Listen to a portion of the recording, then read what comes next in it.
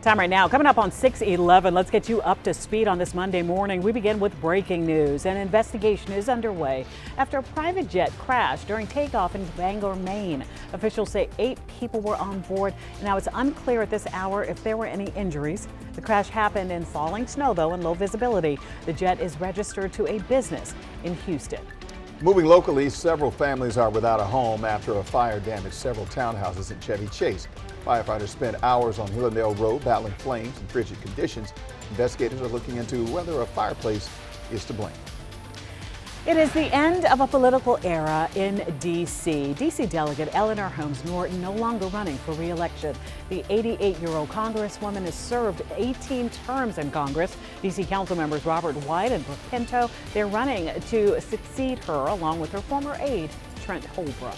Well, the matchup for Super Bowl 60 is all set. The New England Patriots will face the Seattle Seahawks in 13 days in Santa Clara, California. Now, it's a rematch of Super Bowl 49, a game that the Patriots won. Those are some of the stories we are tracking on this Monday morning. We'll get another check on our weather impact alert straight ahead.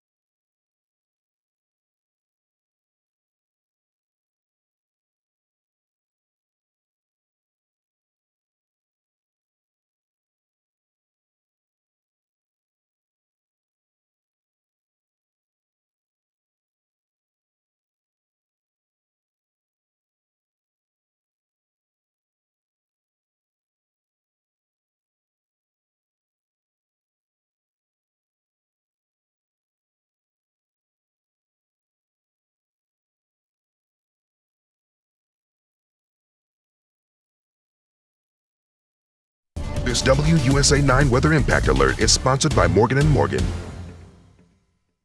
Well, now that the snow is on the ground, the cold is the big weather story, and it's going to be lasting for quite some time. I'm Mary Marshall with this WUSA9 Weather Impact Update. We are under an extended weather impact alert from now all the way through Friday for that extreme cold. In fact, tonight we will be under a cold weather advisory. That's going to go from Monday evening through Tuesday morning for wind chill values that'll make it feel like we are below zero. And then what's new? Snow chance this weekend is up in the air. I am watching some of the model data come in showing that possibility. I'm going to show you both outcomes. Not 300% sold on it just yet, but it's something I'm keeping my eye on. And then next, that bitter cold. We're in for a long stretch of it. It won't be until February until we get above freezing again at all. So temperatures outside right now, 19 degrees in D.C., dropped to 14 in Leesburg and right around 16 in the Gaithersburg neighborhood. Today we top out at 27 degrees, but it's going to feel much colder than that throughout the day. It is a rather cloudy start. By 9 a.m. 23, feels like 10 degrees. By 1 o'clock, there's a little bit of sunshine peeking out, 27, feels like 15. And by 5 p.m. it's 25, but feels like 12 degrees outside. Here's Futurecast showing the feels like temperatures. Now, these aren't the actual air temperatures. This is just what it's going to feel like when you factor in the wind as well. And so that's what your body perceives. So by 10:30 tonight, it feels like 5 degrees in D.C. Now, by 7 o'clock tomorrow morning, it feels like 5 degrees below zero in D.C. and we'll have widespread feels like temperatures that'll be at 0 or below. So we'll feel much colder than the actual air temperature. We know, of course, that that kind of cold can be dangerous. Look at this. Western Maryland, Oakland could feel like 22 degrees below zero there. So the next few days, the temperatures just kind of keep going down. We're 27 today, 26 Tuesday, 24 Wednesday. By Thursday, high of only 19 and still in the teens Friday with a high of only 18 degrees. Now this weekend, we're watching out for the potential for a snow chance this weekend, but that chance is small. The European model, we already have the cold air in place. It brings that low close enough to us to give us some snow on the back edge of it from late Friday into Saturday and then pushing out by early Sunday. But the GFS model keeps this low so far away, it doesn't really give us much. Take a look at the difference between the runs. So that's why we're not sold on this just yet, but we're watching because a few flakes could fly, especially on that eastern shore. So this is Sunday. It does keep that system way far off, not really giving us any snow out of it or not a lot out of it. So still no big agreement there, but something we're certainly watching. All right, so we do have that weather impact alert sticking around throughout most of the week, but bitter cold temperatures. You can see that we're not even back up to 29 degrees until Sunday. And even then, after that, if you take a look, we don't get above freezing until next Tuesday, February 3rd, 36 degrees, barely above freezing there. So bitter cold sticks around. This WUSA9 Traffic Impact Alert is sponsored by 3-Day Blind.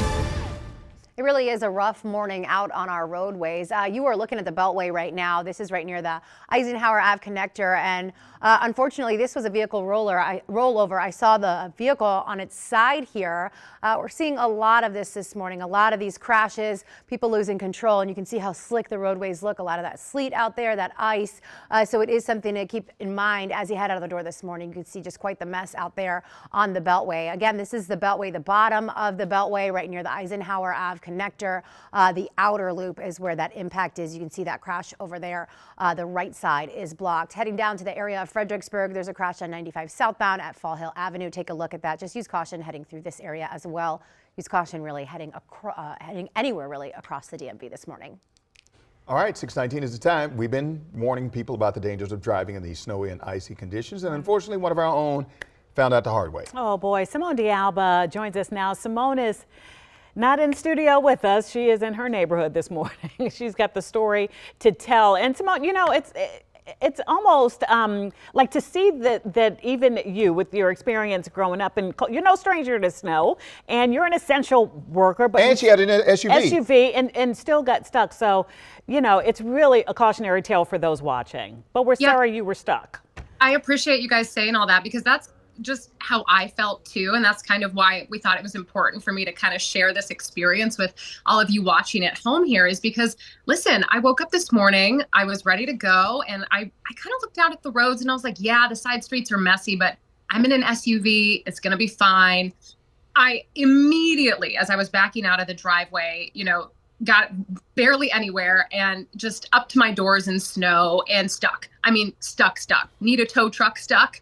And then in my head, I thought, okay, maybe I need a larger SUV. So my thought process was, I'm going to call an Uber. There's still time for me to get to work.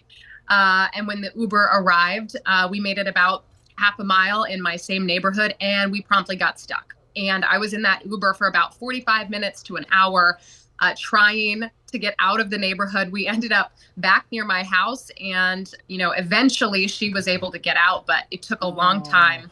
The roads are awful. The side streets are terrible. I am on the DC Bethesda line, right near an elementary school, and it's hilly.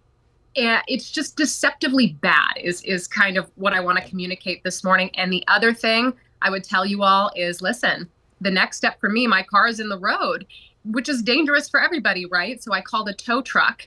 That was an experience in and of itself. So if you can just stay home, please use my mistake and my experience as a way to just keep yourself safe. You know, the interesting thing is, because to be honest, getting out of my street was difficult too, and it was because of that. It's a narrow street, and there were people parked on the street, and so trying not to hit the cars and navigate it too. I mean, it's an exhausting feat just trying to get out of your street. So I'm really sorry that your car is, you know, is stuck in this predicament. But I got to ask, is there a timeline? Like, because of all the snow, what are the tow truck companies, what are they saying if other people find themselves in this position? I know it's different for every place, but what did they tell you? Well, fair question, and really important too, because again, all I had to drive was about 1.5 miles to work. So in my head, I was like, oh, this is no problem. I can make this. Maybe you're thinking the same thing this morning. Wait, I need to run an errand. Please don't do it, because when the first couple of tow truck drivers I called, tow truck companies, I got laughed off the phone. The first lady told me good luck. And so now I have an estimated 8 a.m. arrival for this tow truck. And so we'll see. I'm hopeful. But again, my biggest concern is, you know, on these side streets, other cars sliding into you if you get stuck. My car is literally a hazard to everybody else because, you know, I was trying to get into work this morning and here we are. So, you know, do your best, but please, I think the warnings are so pertinent, especially with Miri talking about there's not going to be much sun to help with this situation. Terry's been warning about the side streets. And let me be your real life experience here. Don't do what I did. It's just not worth it. It's a headache. And quite frankly, I'm grouchy and stressed out. Oh, okay. Well, we're happy that you're joining us today. So just, you know, relax. Right. You're working from home and we appreciate it. Right. And we'll be right back.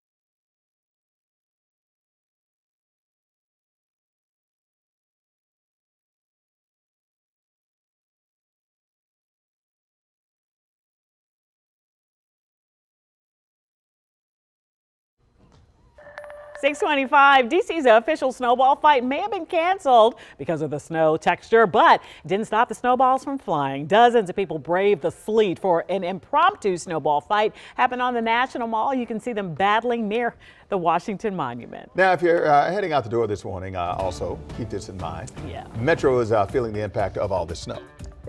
Makes sense, right? Makes sense, They yeah. still have to ride around. What riders need to know before they go. That's ahead at 6:30.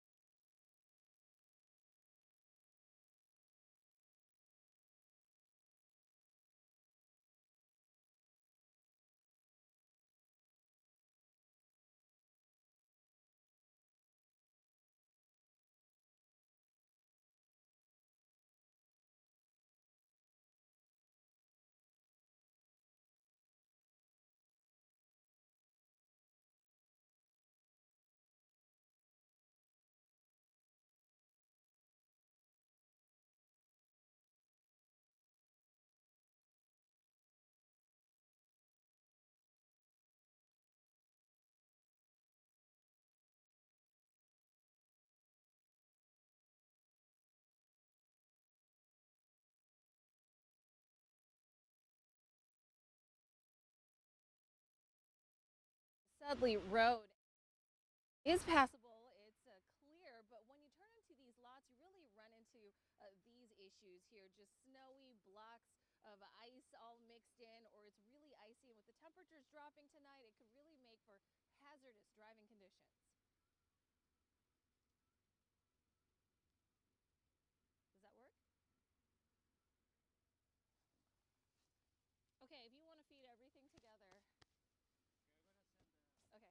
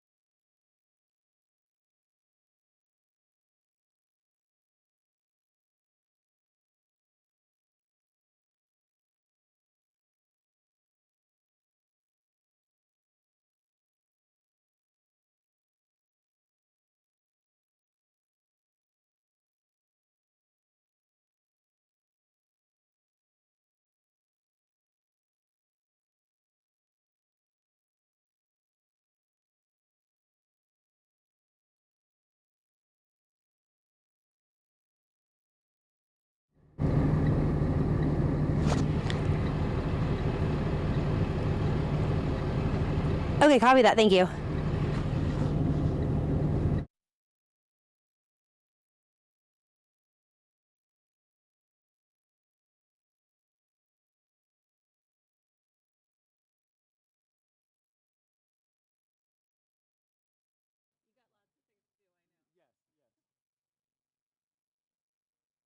WUSA 9 News at 6:30 starts now.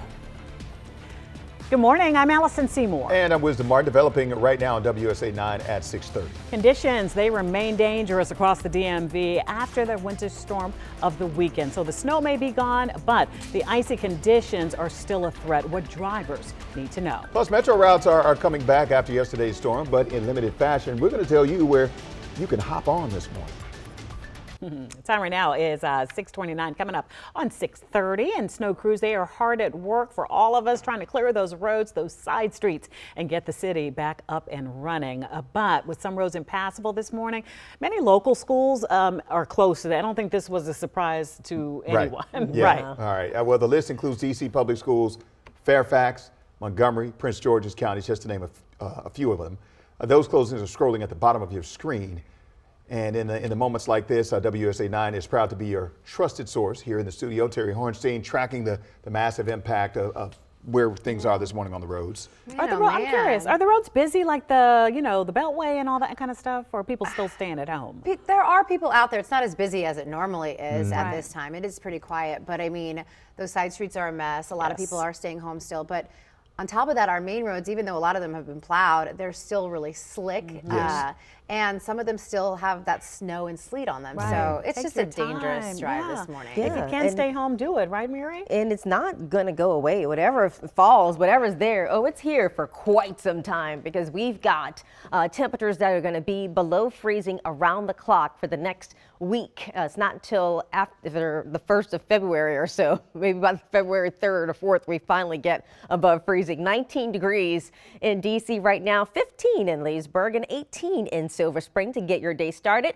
Dress for the teens, because that's what it's going to feel like. By 11 a.m., it's 25, still cloudy, feeling like 13 degrees. By 1 o'clock, more sunshine, 27, feeling like 14. And by 5 p.m., it's 25, but feels like 12 degrees. Now, tonight, we still get those temperatures dropping into the single digits in many neighborhoods. By 10 o'clock tonight, it feels like 5 degrees. And by Tuesday morning, 7 a.m., it feels like 5 degrees below zero. Even though the actual air temperature will be higher than that, that is how cold it's going to feel. So we do have a cold weather alert. It is a cold weather advisory for the National Weather Service going into effect from Monday night through Tuesday morning for those very cold temperatures. Now, coming up, we're also going to be talking about how long this cold sticks around and potentially our next chance for snow. 5 below. You don't feel anything at 5 below. Everything Right. is numb, right? Okay, we're seeing a lot of this morning. This was a rollover. I saw a vehicle on its side here. This is the Beltway, the bottom of the Beltway. It is clearing now. That's the good news. But we've seen crashes like this pop up all this morning, since very early this morning. And that's because, as I said, the roads are slick. There's a lot of snow out there. So it is just, the warning is to be cautious as you head out. So again, the good news, this crash is about to be clear, but the area where it is, it's the outer loop after the Eisenhower Avenue connector. So you're talking about the bottom of the Beltway through Virginia. It is still out there for now, though. Just use caution if you are leaving within the next few minutes. But honestly, you should use caution everywhere you head this morning, because our roads are so slick. So this is another crash in Virginia 95 southbound. This is at Fall Hill Avenue. You can see those flashing lights out there. But, you know, as Allison asked, not too many delays because not too many people are on the roads. If you do have to head out, just use a lot of caution. Give yourself a lot of extra time.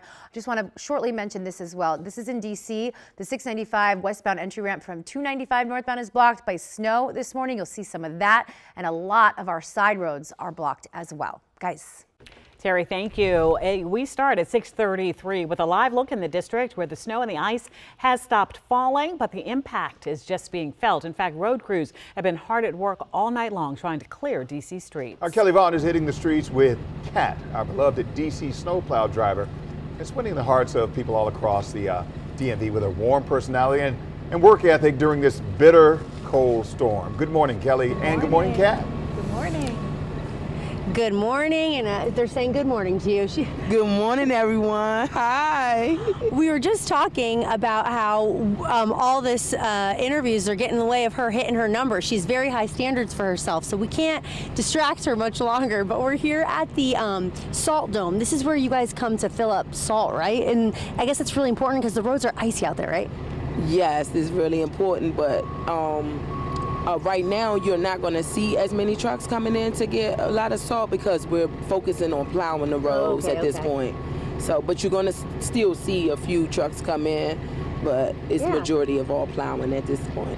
I was thinking that while we're stopped, maybe you could give a little look around the snowplow and what's going on here. I was thinking if there's any little kids watching who love trucks, this is the time to tune in. So this is how you control the plow, right? Yes, this is how I control the plow. This is how I control the bed of the truck where the salt sits.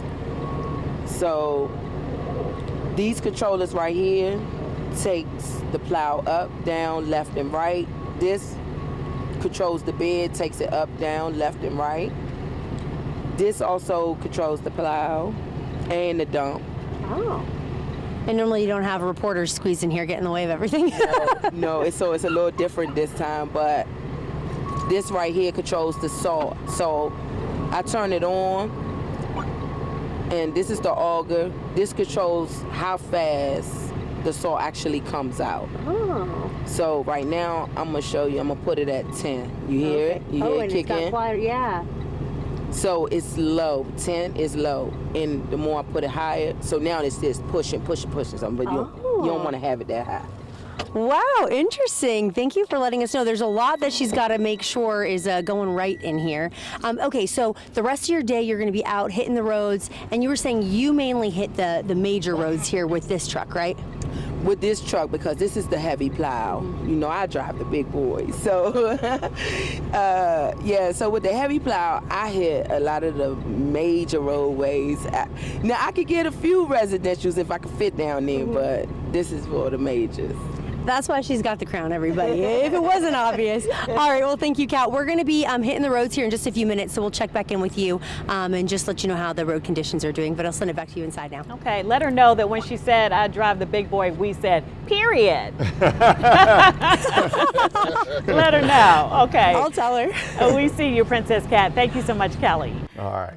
6:36 is the time right now. We are tracking conditions surrounding Metro Bus as well, which temporarily shut down service yesterday due to the storm. With some roads still untouched, WMATA says it will begin limited service this morning. Our Lionel Donovan is at the Metro Bus Bay in Silver Spring, Maryland now with the full report on how things are looking. How is it looking there, Lionel?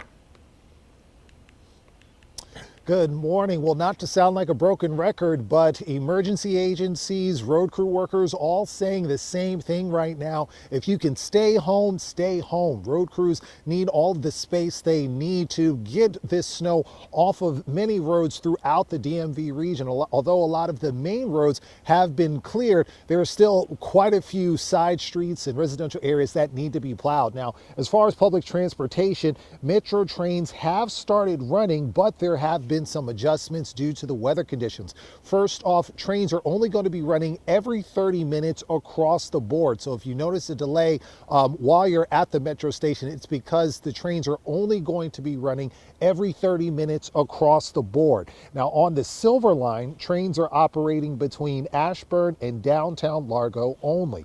On the Yellow Line, trains are going to be operating just between Huntington and Mount Vernon Square.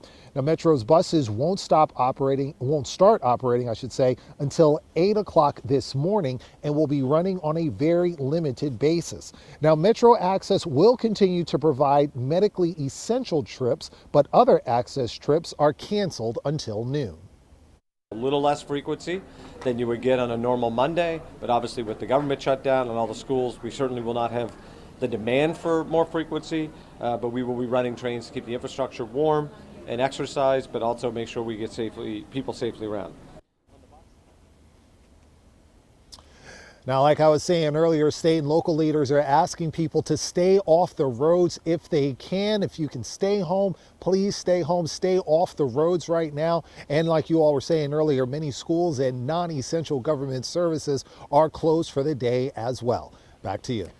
All right, Lionel Donovan reporting. 6:38 is the time right now. Take a look at this scene in Fairfax County. A plow actually overturned on the Fairfax County line during yesterday's winter storm. Now, the cleanup led to traffic gridlock with the southbound lanes of Van Dorn Street and Eisenhower Avenue closed for hours. Took down a power line with it too. So Yeah, we're rather hoping, unfortunate. hoping everything is okay though for the driver. Right. All right, 6:39 is the time. We've been warning about the dangers of driving in these snowy and icy conditions. Unfortunately, we've been talking about this all morning long. Yeah. Simone D'Alba, she learned that lesson the hard way, unfortunately. Okay, so Simone, let me just ask you this. How are you feeling? Because when you start your day off with all this chaos, it takes a second to get that central nervous system back together. How are we feeling? I'm a caffeinated grump. I'm like stress drinking coffee, but it's fine. No. The tow truck driver is going to get here and it's going to be just great. Let me tell you about my saga this morning. So I feel like I'm the real life poster child for please stay off the roads. I was just trying to come to work. That's all I was doing. Got in my car this morning, promptly got stuck up to my doors in the snow, you know, the kind of stuck where you call your husband and, you know, you're just ugly crying, that kind of stuck. So from there, I proceeded to call an Uber, and I'm not sure if some of the video is playing, guys. Are you seeing any of that? Yes, it is. This is your car stuck. Yeah, the white one, as you can kind of see. I'm in the Uber taking some of this video, but if you can kind of see the roads, you know, if you look at them, they don't look that bad, or at least that's kind of what I was reasoning in my brain. Yeah, they're worse. They're way worse. Everything's ice, and on top of it, you can't get any traction. You sink in the snow. It's a really dangerous situation, to be honest. So my car is stuck. I got the Uber stuck about a half a mile from the house, and that was a whole choose your own adventure from there. And also stressful for the Uber. I felt really bad. But long story short, I'm at home, did not make it out of the neighborhood, and here I am waiting for a tow truck that should be here around 8 o'clock. And once the sun comes up, I'll kind of show you my car and the situation out there, which is how stuck it is. I mean, I can't undo this. I need a professional to come help me. Yeah, and I know you mentioned that the delays with the tow truck and even the delay with Uber, because everybody's, I mean, not everybody, but a lot of people are calling, they're in similar situations. Right, so it's exactly. hard. Okay, Yeah. so deep breaths. Yes. You're my mindfulness partner here, and we can get through this. I want to mention really quickly, you know, the Uber driver, she took the job, right, willingly. So that told me the roads must not be that bad. Maybe it's just my side streets that hadn't been plowed. But she said, look, the main thoroughfares for the most part are drivable. But she was like, I turned into the neighborhood right on the DC Bethesda line. And she was like, I can't believe they haven't touched these roads. And I said, me neither, but here we are. So don't get yourself into a situation if you can avoid it. Yeah. All right. Simone, thank you very much. Bye. And we'll see you soon. All right. 6:41 is the time right now. Looking live at Dulles Airport this morning, off in the distance. Many flights are resuming around the DMV after the winter storm forced airlines to cancel all flights Sunday. Now, this morning, terminals and security checkpoints are open at all airports, and airlines plan to gradually resume their flights. And we're seeing more flights scheduled to arrive on time, but travelers, well, they should check directly with their airline before heading out. Let's turn now to some other stories of the day to get you up to speed. Here's what we're tracking for you on this Monday. New details, they are emerging in the fatal shooting of an ICU nurse by federal agents in Minneapolis. A candlelight vigil was held last night for Alex Preddy. Witness video shows that nurse holding a phone before officers tackle him and open fire in Minnesota. Federal officials say that he was armed and deemed a threat to the officers, but state leaders, they dispute that account, saying that he had a legal concealed carry license. They are demanding an independent investigation. A federal judge has ordered evidence be preserved in this case.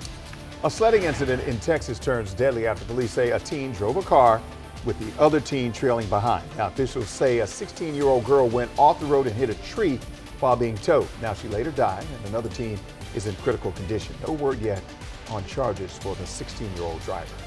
And this weekend snowstorm is delaying the murder trial of Brendan Banfield, the au pair affair case. Fairfield County court officials closed court today. Prosecutors allege that Banfield and the family's au pair planned the 2023 killing of his wife and another man.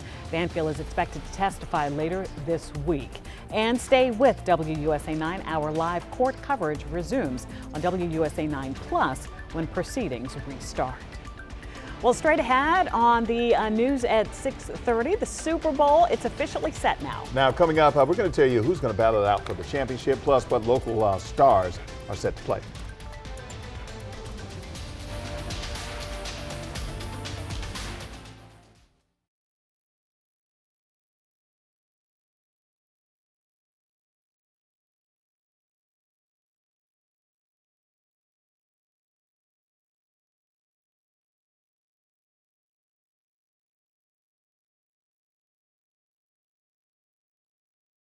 Bye. Here we go. And 3, 2. Cold is the big weather story with the high around 27, but it's going to feel like 14 degrees throughout the day. In fact, we have a cold weather alert going into effect tonight into tomorrow morning for wind chill values that will be below zero. By Tuesday morning in D.C., it will feel like 5 degrees below zero. That cold air sticks around throughout the week with highs in the teens and 20s.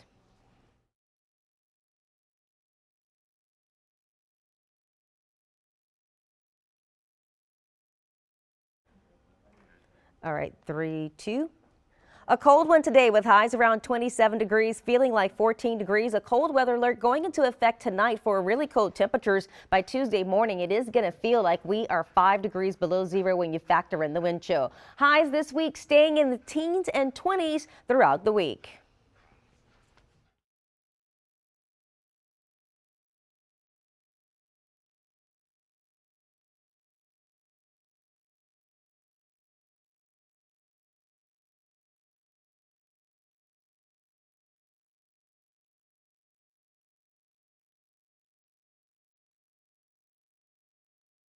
This WUSA9 Weather Impact Alert is sponsored by Morgan & Morgan. As you can see on this 7-day forecast, we are in for a deep freeze, and that is the big weather story. We've got temperatures right around 27 degrees today. It only gets colder throughout the week. 26 Tuesday, 24 Wednesday, 19 the high Thursday, and Friday a high of 18. So we have an extended weather impact alert for the next few days because of these extreme cold temperatures. In fact, tonight, low temperature getting down to 9 degrees, but with the wind chill on Tuesday morning, it's going to feel like 5 degrees below zero. So that's why we have the cold impact alert going into effect tonight. The National Weather Service issuing that cold weather advisory, and we are going to keep our alert in for the next 5 days because of this extreme cold. We're looking at going into a long stretch in nearly 10 days with temperatures below freezing, and we haven't had a stretch like that for many years. So this is what we are looking at to start the day and to start the week. So that's the big weather story that I'm tracking right now. What's new?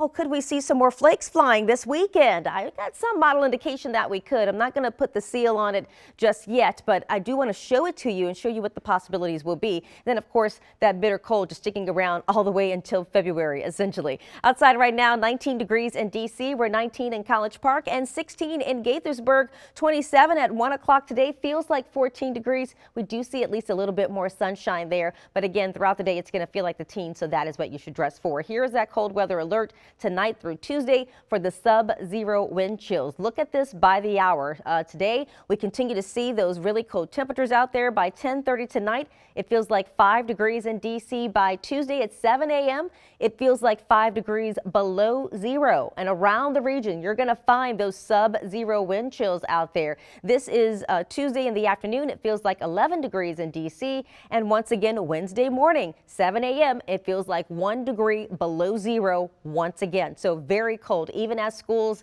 open and people get back to work. It's going to be extreme cold that they do this in. Take a look at the next few days. 27 today, 26 Tuesday, 24 Wednesday, 19 Thursday, and again 18 degrees on Friday. Now let's talk about that chance for snow, because the European model is showing that we'll have a disturbance passing just close enough to give us another brush with snow. Now, the GFS takes a different track and doesn't give us as much of an indirect hit. Nonetheless, we got plenty of cold air in place for whatever comes our way.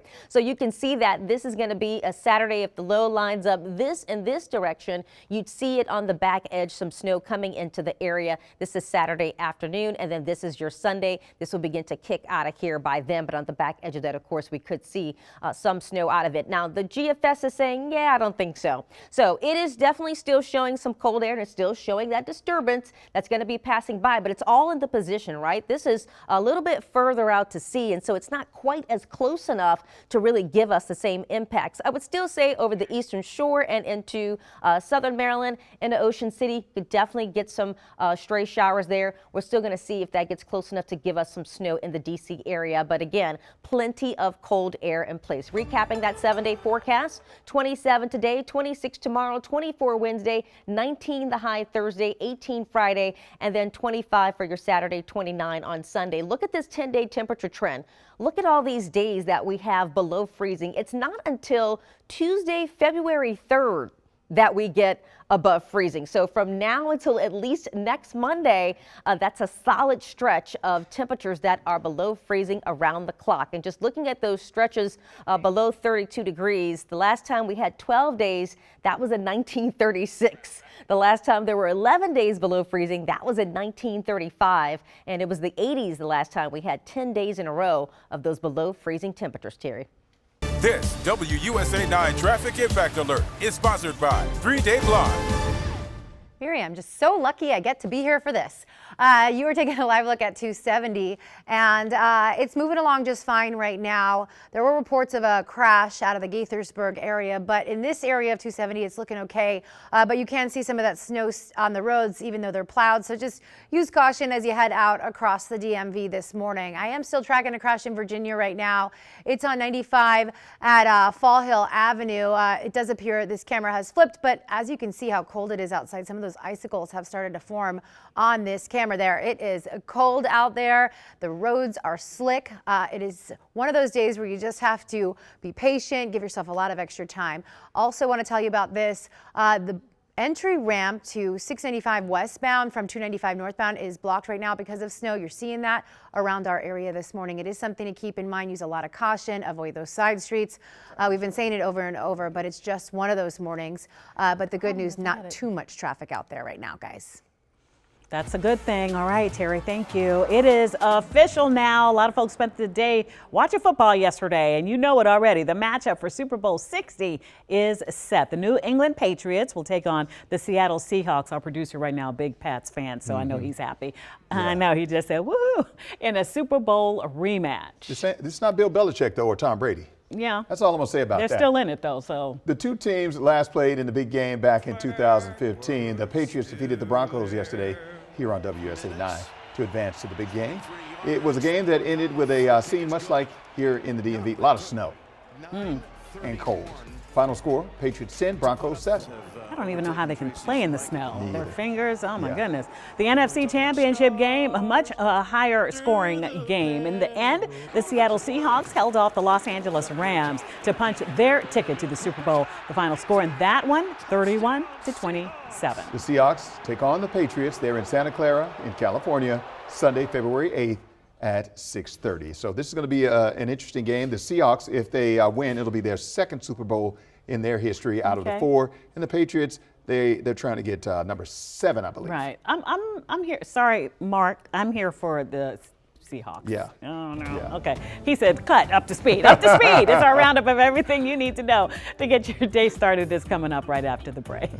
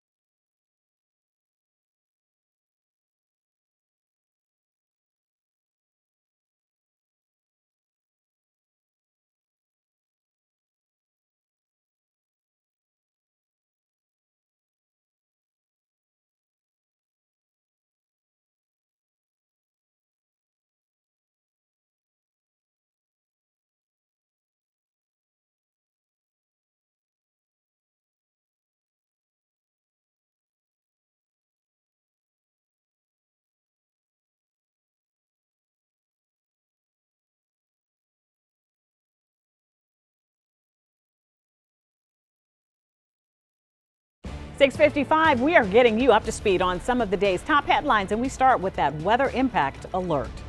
That's right. It's an extended weather impact alert from now until Friday for the extreme cold. Today, high temperatures around 27, but it's going to feel like we're right around 14 degrees. Tomorrow morning at 7 a.m., it's going to feel like we're 5 degrees below zero. That's why we have a cold weather advisory in place. 26 the high Tuesday, and we're going to stay below freezing for the next 7 days. All right, let's take a look at our roads. We aren't looking too bad. There's not too much traffic out there, but what I can tell you is there is a lot of snow on our roads. You need to be careful as you head out. You can see all of these delays, traffic moving very slowly out there because of this condition. So just be careful, avoid the side streets if you can this morning. I'm Jacqueline Quinn in Manassas, standing next to Sudley Road, and that road is passable. It's clear, but when you turn into these lots, you really run into these issues here, just snowy blocks of ice all mixed in, or it's really icy, and with the temperatures dropping tonight, it could really make for hazardous driving conditions. Frigid weather didn't stop protests in Minnesota after a federal immigration agent shot and killed a 37-year-old ICU nurse in Minneapolis. Federal officials say agents fired in self-defense after the man approached them with a gun, but witness accounts and the video appear to show a different scenario. Demonstrators are calling for transparency and the release of body cam footage. Here at home, several families are without a place to stay after a fire damaged several townhomes in Chevy Chase. Firefighters spent hours on Hillendale Road battling the flames in frigid conditions. Investigators are looking into whether a fireplace is to blame. And WUSA9 is streaming all morning long on WUSA9 Plus, and coming up streaming at 7. DC streets, they're buried in snow on those side streets, and crews, they are working around the clock. Coming up, we ride along with the Plow driver, who's captured the hearts of the DMV. Download WUSA9 Plus on your TV and stream us for free. Be safe. Stay at home if you don't have to be out. Stay warm. And stream us.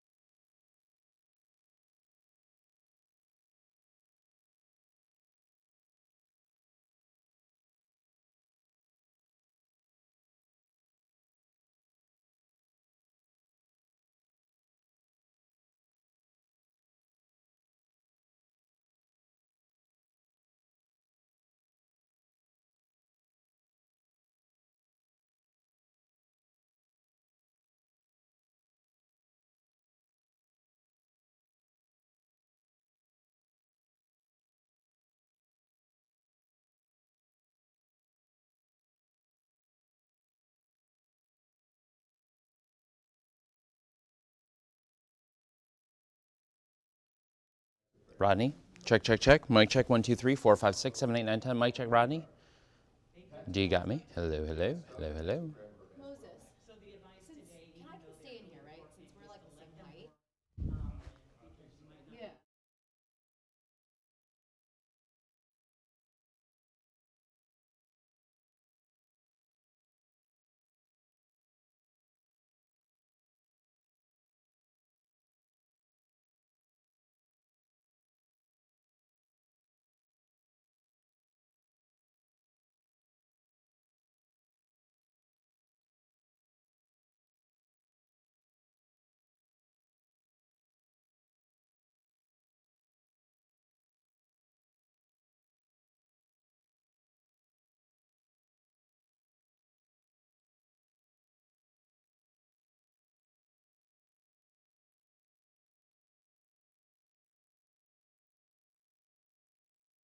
WUSA 9 News at 7 starts now. And right now at 7 a.m., this is a live look outside as snow and the sleet turning into ice, blanketing roads across the DMV. Our week-long weather impact alert continues this morning. With that, we say thank you for streaming us here on WUSA 9 Plus. I'm Allison Seymour. And I'm Wisdom Martin. Now taking a look at the mixing bowl in Springfield, where officials are warning people right now to stay off the roads as the crews work to clear the roads right now. We have a chilly week ahead, so grab your warmest coats, sweaters, boots, anything that you can to stay warm. Dangerously cold out there. In fact, let's get to meteorologist Carl Lamb, who is tracking the impact hour by hour. Good to see you, Carl. Hi, Allison. Hi, Wisdom. Yeah, you're going to need boots. You're going to need multiple jackets, multiple layers, because it is going to be very cold, and it's prolonged cold. And it's all the way from Monday to Friday that we have this weather impact alert. Topper Shutt and I were discussing this yesterday. He's never issued 5 days of alerts in a row for the cold, but this is, again, dangerous cold. It is intense. Highs are only in the teens and 20s, and then those lows could be sub-zero as well as we go through this stretch too, and it's prolonged cold. So limit your time outdoors. Of course, we know so many people have to take care of all their shoveling too, but make sure that you're doing it in short frequencies and opportunities that you take for that, and make sure that that's priority for you, and dress in layers as well. In terms of storm totals, these are some of the new numbers for Clarksburg, picking up 11.8 inches of snow and sleet mixed together. Columbia at 10.6 inches, Brentwood at 9, Rockville at 8.8. And as we take you over to Virginia, 9 inches in Leesburg, 9 in Manassas Park, Falls Church at 8.5 inches, Rose Hill as well, and lower totals out towards Warrenton. But all in all, it is a very cold start out there this morning. 20 degrees in D.C. It's 19 in Manassas, 16 in Gaithersburg, and 13 in Front Royal, 10 in Luray. So again, those cold temperatures are going to be sticking around. And then we do have those wind chills that are very, very cold at this point, feeling like the teens. But we have even colder air on the way. We'll show you how cold it gets coming up in just a little bit. We'll send it back to you.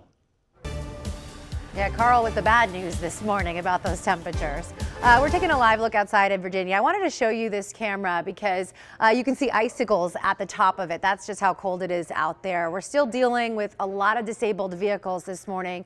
If you can avoid heading out, I would do that. The good news is our roads are relatively quiet. So as soon as we've seen some of these crashes pop up, we've seen them be cleared out of the way. It does appear there are some plows out there trying to work to get these roadways all the way clear. But as you saw there on the maps, there are some slowdowns because those speeds are reduced because of all that snow out there. So let's get you some drive times as you head out of the door in Maryland. If you're heading from Gaithersburg to the Spur, it'll take you 13 minutes this morning. From Frederick to the Spur, it'll take you just under an hour. And if you are heading out from Columbia to the Beltway, it'll take you just under a half hour this morning. My main advice for you this morning is take it very slowly and avoid those side streets if you can where they haven't gotten to plow yet, because it's very easy to get stuck this morning.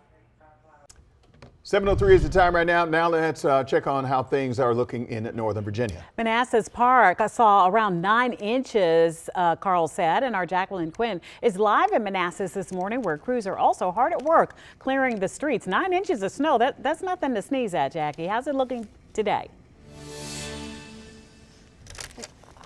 Good, sort of. Okay, so we were trying to move off of Sudley Road into residential areas, and it looks like this neighborhood probably had a plow come through at least once, but you can see how the snow line has come up on these cars, meaning that people will have to dig out. I was gonna see if I could do that, but you know what I wanted to show you is just even if you try to like move some of the snow here, you see how it breaks off in chunks like that? So you can tell that that's how icy it is underneath. So not only do you have to dig your car out at this point, but you really have to be careful because it's slippery, right? This is going to make it hard. I was talking though with a gentleman earlier who drives a big truck, and he said his crews, they had to help him dig out this big, it's like a dump truck. Let's listen to him, his conversation with me when he was talking earlier. You know, one of these trucks, you got to be safe even when the sun is shining. But these, you know, the traction is kind of good, but you still have to drive. You have to really, you know, lower your driving and just be prepared, you know, because any, you know, black ice, whatever, you know, one false move, it's over, you know. So the general advice is if you can, try to shovel, right? Remove the snow because it's really heavy right now, and with those temperatures dropping, it's going to make all of this more compact, even harder to remove. So that is something, if you can, work on today. It's advised right now, but we're going to be taking a look around. We'll continue to travel around to look for some of these problematic trouble spots. For now, back to you guys. All right, 7:05 is the time right now. Metro is also feeling the impact of the snow. Bus service was suspended last night because of the road conditions, and service set to resume at 8 a.m. with limited operations. As for the rails, Metro is operating on a Sunday schedule, meaning it opened an hour ago at 6. Now, officials say they are aiming for normal service, but riders should check as often as they can for any delays.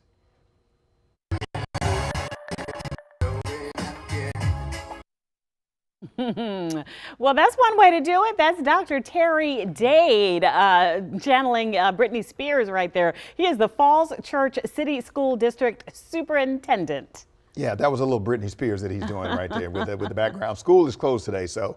And does he have a Britney T-shirt? Yes, I was going to say, he's got on a Britney T-shirt. And if you couldn't hear him because it was a little low, it's like, oops, it's snowing again. That's what he said. He's a fan. Clearly. Yeah. Okay. Yeah. Okay. He did what he did. He said what he said, and school is closed. And I love it. All right. All right. All right. Here's a reminder that the National Zoo and all Smithsonian museums will be closed as well. When we get any guidance about tomorrow and the rest of the week, we will pass it along to you. But again, the National Zoo and all the Smithsonian museums will be closed today. All right. Now, we know that many of you made sure to get in some fun in that snow yesterday. As you should. We've been loving all the pictures that you guys have been sending in. In fact, let's take a look at a few of them now. Someone doesn't want to see the snow cleared. Lynn sent us this video of her little dog trying to stop her granddad from shoveling in Culpeper, Virginia. Okay, all right. He misunderstood the assignment, Oh, clearly. look at all that. So he's helping. Is that what's going on? Yeah, he's Okay, helping. all He's right. a helper. Well, what about Dolores Shannon? She Okay. sent us this from Colonial Beach in Virginia, and she says that her two girls had lots of fun during the snow day. They're on the trampoline. Yeah, out in the cold. Look at them. Precious. Okay. All right. Sisters, nothing better. Yes, absolutely. All right. Join in on the fun and be a part of our Weather Impact team by joining the WUSA9 Weather Watchers Facebook group. Scan the QR code to do that. Then you can just share your weather pictures and videos. You might see them right here on air. And we are with you every step of the way as the region digs out from this storm and as we continue with our weather impact alerts. Now's a great time to download that free WUSA9 app. We are helping you stay right on top of this changing forecast as you plan ahead. You know, life just keeps on going. And you can't stop, but you need to be informed. Just scan the QR code that's right there in the middle of your screen, and don't forget to turn on those notifications. That way we can get right to you where the trouble is. Well, local, state, and federal officials are providing very different accounts of what happened before federal agents shot and killed an ICU nurse in Minneapolis over the weekend. Nearly 1,000 people marched through the cold streets of downtown Minneapolis yesterday, demanding ICE leave their city. Now, the Trump administration called the nurse, Alex Pretty, a suspect, but Minnesota's governor says ICE agents killed a lawful gun owner. When someone makes the choice to come into an active law enforcement scene, interfere, obstruct, delay, or assault law enforcement officers, and they bring a weapon to do that, that is a choice that individual made. We believe that Donald Trump needs to pull these 3,000 untrained agents out of Minnesota before they kill another person. Saturday night, a federal judge issued a temporary order blocking the Trump administration from destroying or altering evidence related to the shooting.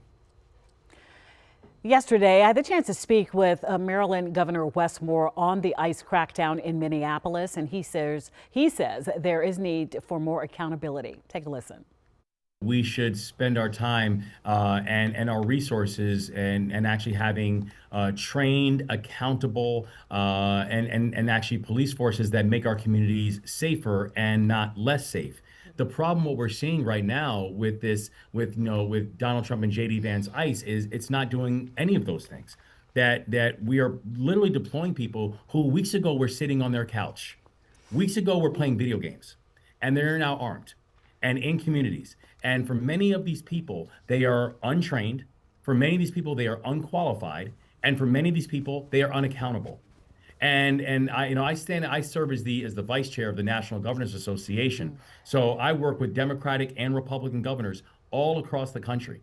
And the thing that we can say in a unified voice is this lack of respect for local jurisdiction or state rights, this lack of respect for both the First Amendment and the Second Amendment that we are seeing from some of these agents is just it's intolerable, it's unconscionable. And while it's Minnesota today, who knows where it is tomorrow? And when you have ICE that is the 13th largest funded military force in the world, We have to make sure that our taxpayer dollars are going into a force that is well trained, that is accountable, and a force that actually aligns with de-escalation and not with escalation.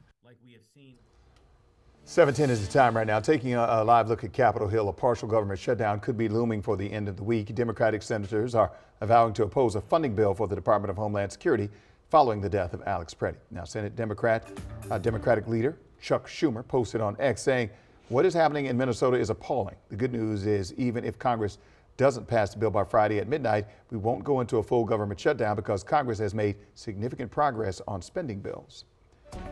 All right, as we had to break right now, a quick check on the roads. This is southbound 495, Allison. We are still seeing messy roads, but be patient if you have to head out. Meteorologist Carl Lamb and Terry Hornstein are back in just a few minutes with your weather and traffic impact alert.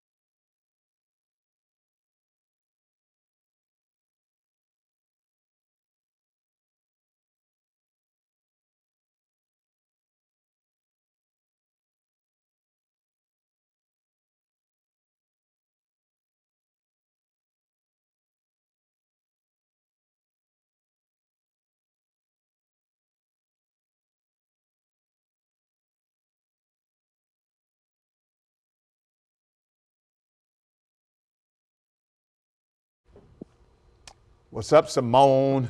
Hey. How we doing? Am I supposed to turn? There you go. Is that better? Okay. Yeah, It's much kind of better. hard for me to. Okay. Where's your car? Well, that's what I'm trying to flip the camera, but I can't Oh, see okay. it. All right. You have to do it this way. That's not good, is it? No. Yeah, go back the other way. Don't worry about it. Yeah. No, hold on. Let's do it this way. I guess That's I can just fine. flip it. I can Yeah. flip it like this. Oh, there you go. Can you that see works. it? Yep, Yeah. that Okay. works. Okay. All right. He said 20 Try seconds. not to so like yeah, we're show good. my license plate and things like that. Yeah, don't show your plates. You don't want nobody to stop. Yeah. You. All right. We'll see you in a Right. minute. Okay.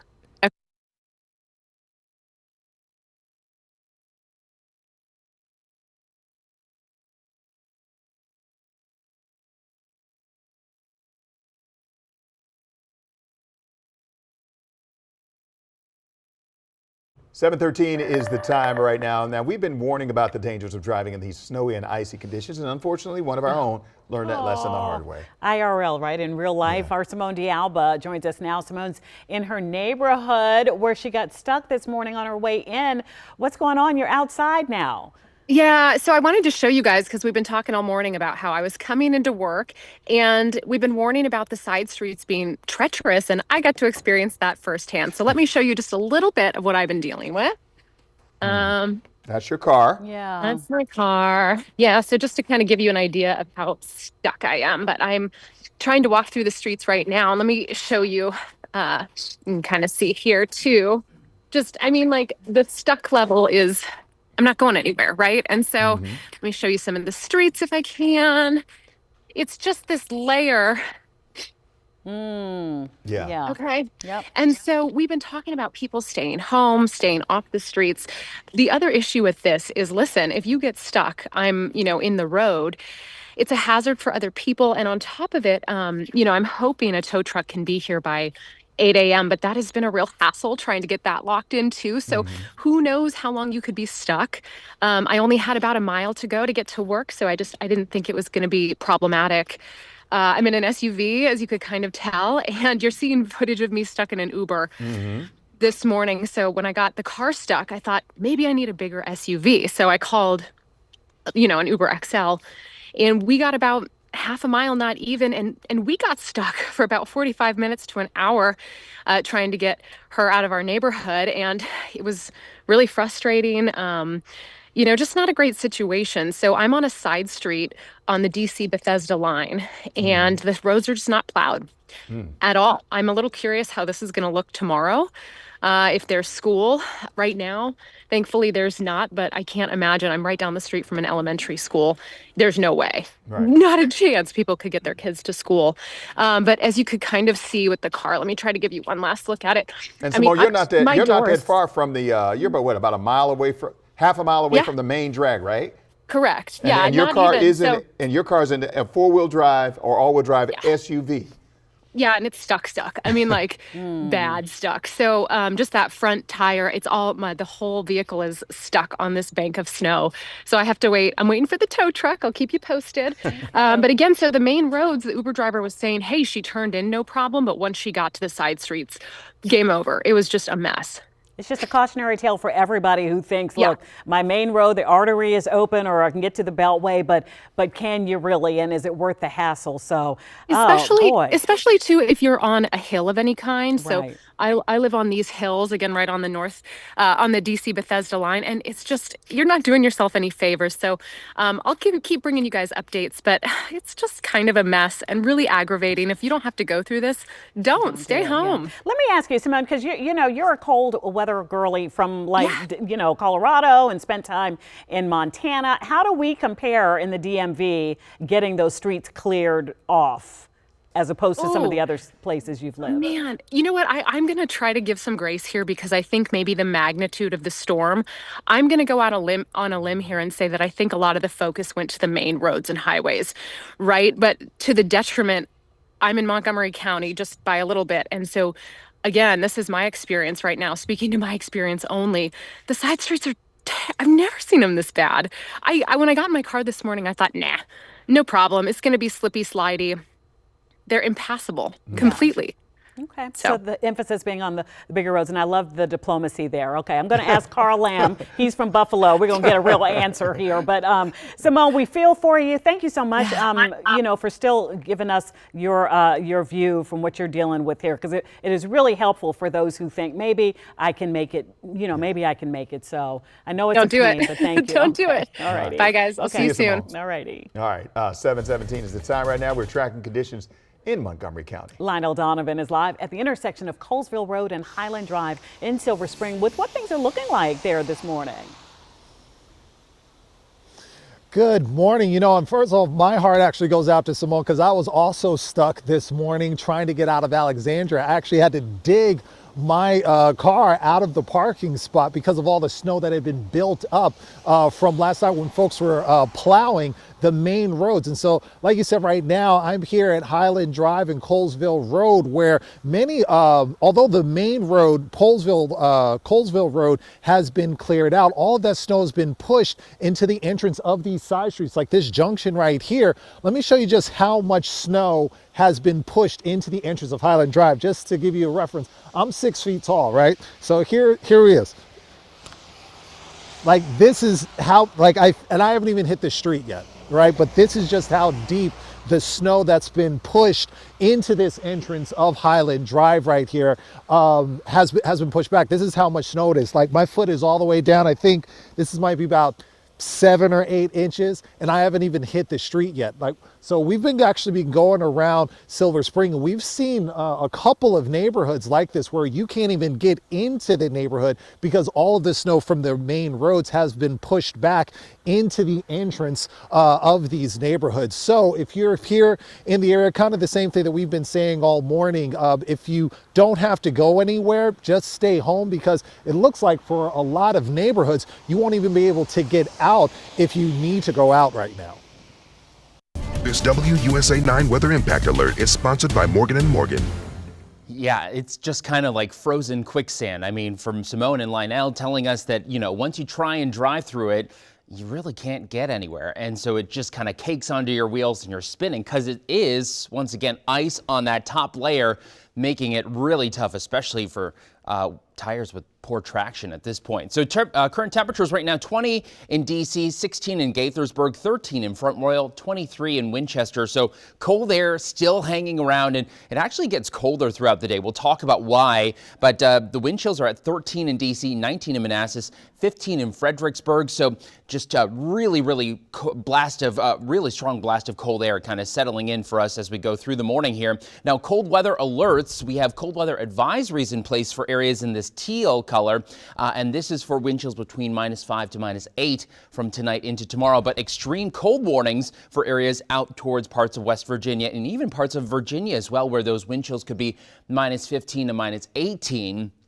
So intense cold on the way. Now, in terms of Doppler radar, showing us a little bit of light snow for areas as you get closer towards Leonardtown and over towards southern Maryland, out towards Easton and Cambridge as well. But for us, again, it is just a very cloudy start. And what we will see today is a little more sunshine sneaking in. I think it'll take a couple hours for us to kind of really see more sun. So by about 10, 11 o'clock, should be brighter, but it's really not going to be able to do much melting because it's so cold out there. And so anything that does melt has the potential to refreeze once again, especially on those main roads where the salt was laid down and was able to kind of do some melting. That's certainly a concern as well. But more sunshine as we go through the day. You see those northwesterly winds coming in. That's also going to make it colder as we go through your Monday as well. But tonight we clear out and the winds do start to lighten up a little bit as well. So what you have is a clear sky, light winds, and that radiational cooling will start to take place. And that's why temperatures just drop like a rock for tonight. And then tomorrow, beautiful sunshine once again, but still incredibly cold. So wind gusts as we go into tonight, still on the strong side. They will start to fade a little bit, and we really cool off before sunrise tomorrow morning. So that is certainly something that we're keeping our eye on in terms of how cold it actually gets. And, you know, I would be surprised to see, you know, many things open tomorrow in terms of schools because it is going to be so incredibly cold. So that's certainly something that is just, we don't make the decisions here. I'm just passing along the message that that is certainly a concern as we go into the day on Tuesday too. Now, we're not done with the cold. Notice that this Arctic blast is settling in and it's with us as we go through the rest of the week. And notice by Thursday and Friday, it is still here. There is no kind of high pressure system or low to kind of bump it out of here. No bumper cars in the atmosphere. This is just kind of settling in and staying with us. So wind chills as we go through the day, single digit readings, and then sub-zero wind chills for tonight for the entire area. And as we take you into tomorrow, it is still going to be incredibly cold out there. Here's a look at your 7-day forecast. So we have, you know, Topper Shutt and I were talking about this. He's never issued 5 weather impacts in a row for this stretch here. And this is for Monday all the way to Friday. Look at those temperatures. I mean, these are daytime high temperatures in the teens and 20s, and then those overnight lows. These are for areas national, and these are not for areas in the suburbs where you are expecting temperatures actually to fall below 0 in some spots too. So incredible cold. At least the sun will be out. That's kind of cold comfort literally at this point, but it is going to be a very, very chilly stretch headed our way. The entire 7-day forecast is below freezing. Terry? This WUSA9 traffic impact alert is sponsored by 3-Day Blinds. Ugh. No thank you to all of that. You were looking at 66 in the eastbound direction, and this is much of what we've been talking about all morning long. You can see here a car just off to the roadway. It does appear that car just slid right off and ended up in that embankment there, all of that snow. There's a tow truck out there, but one lane of traffic is blocked. This is right near Sudley Road. That's where this is happening in the eastbound direction. Now, again, I've said it all morning long. There's not too much traffic out there, but I mean, take a look at our maps. Traffic moving very slowly because of all of that snow. The roads are slick, so speeds are reduced because of that. So it's one of those mornings where you just have to give yourself a lot of extra time and use caution as you head out of the door. But the good news, not too many people on the roads. That's the way we like to see it on a day like today. So just something to keep in mind if you do have to head out. Give yourself a lot of extra time to get where you need to go. And as we've been talking, as you heard from Simone, those side streets are where the main issues are this morning. You definitely don't want to get stuck. 7:24 is the time right now. Thank you for joining us at 7. Our weather impact alert continues in the next half hour. Ahead, we're going to talk about the crews that are working nonstop to clear the roads. We're going to check in with Northern Virginia VDOT. to get an update.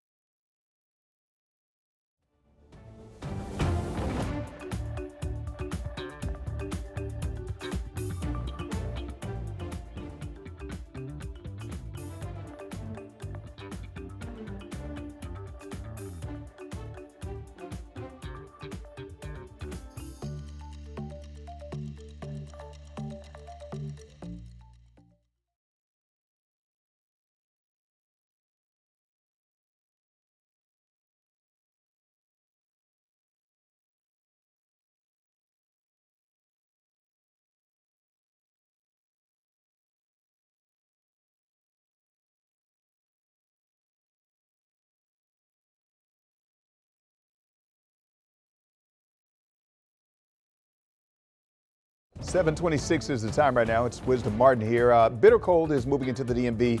Let's get to meteorologist Carl Lamb with our weather impact alert. Hi, Wisdom. Yeah, it is going to be very cold for today. We're talking about temperatures just getting into the 20s, but there will be sunshine out there. It's not going to be able to do much melting, though, because we also have those really cold northwesterly winds, so it will feel like the teens throughout the entire day. We have cold weather advisories in place for tonight as well, for wind chills that are between -5 to -8, but even colder as you get out to parts of West Virginia and Virginia as well. So very cold weather on the way. So let's send it over to Terry. Ew, that cold weather that's coming. I don't know what else to say. I'm very sad about it. You're looking at 66 right now, the eastbound direction right near Studley. There's a crash, there's a tow truck out there, but it is out there, something to be aware of if you do have to head out of the door. The roads are quiet overall, but we are seeing issues like this. The roads are slippery, they are wet with all of that snow out there, so just use caution no matter where you're heading this morning.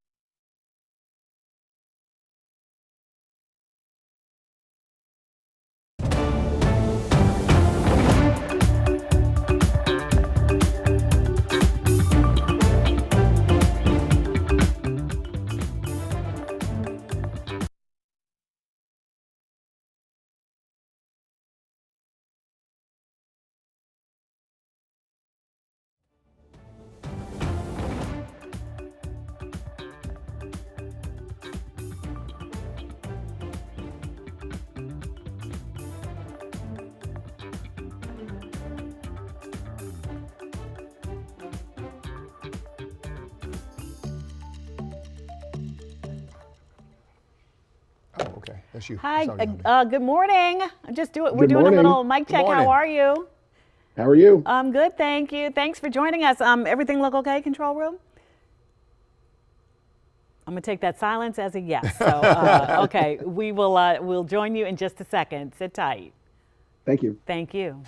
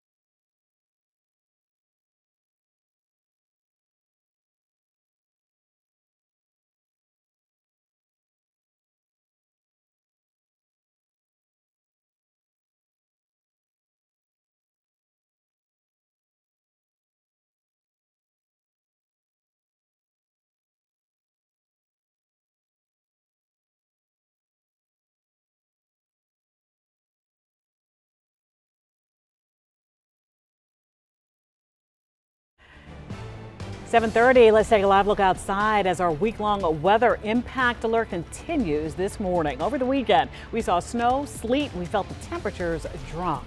Thank you for streaming us on WUSA 9 Plus. I'm Allison Seymour. And I'm Wisdom Martin. The storm had major impacts throughout the region, and this week we'll see temperatures plummet even more. And I'll skip right over to meteorologist Carl Lamb right now with what we need to know. Good morning.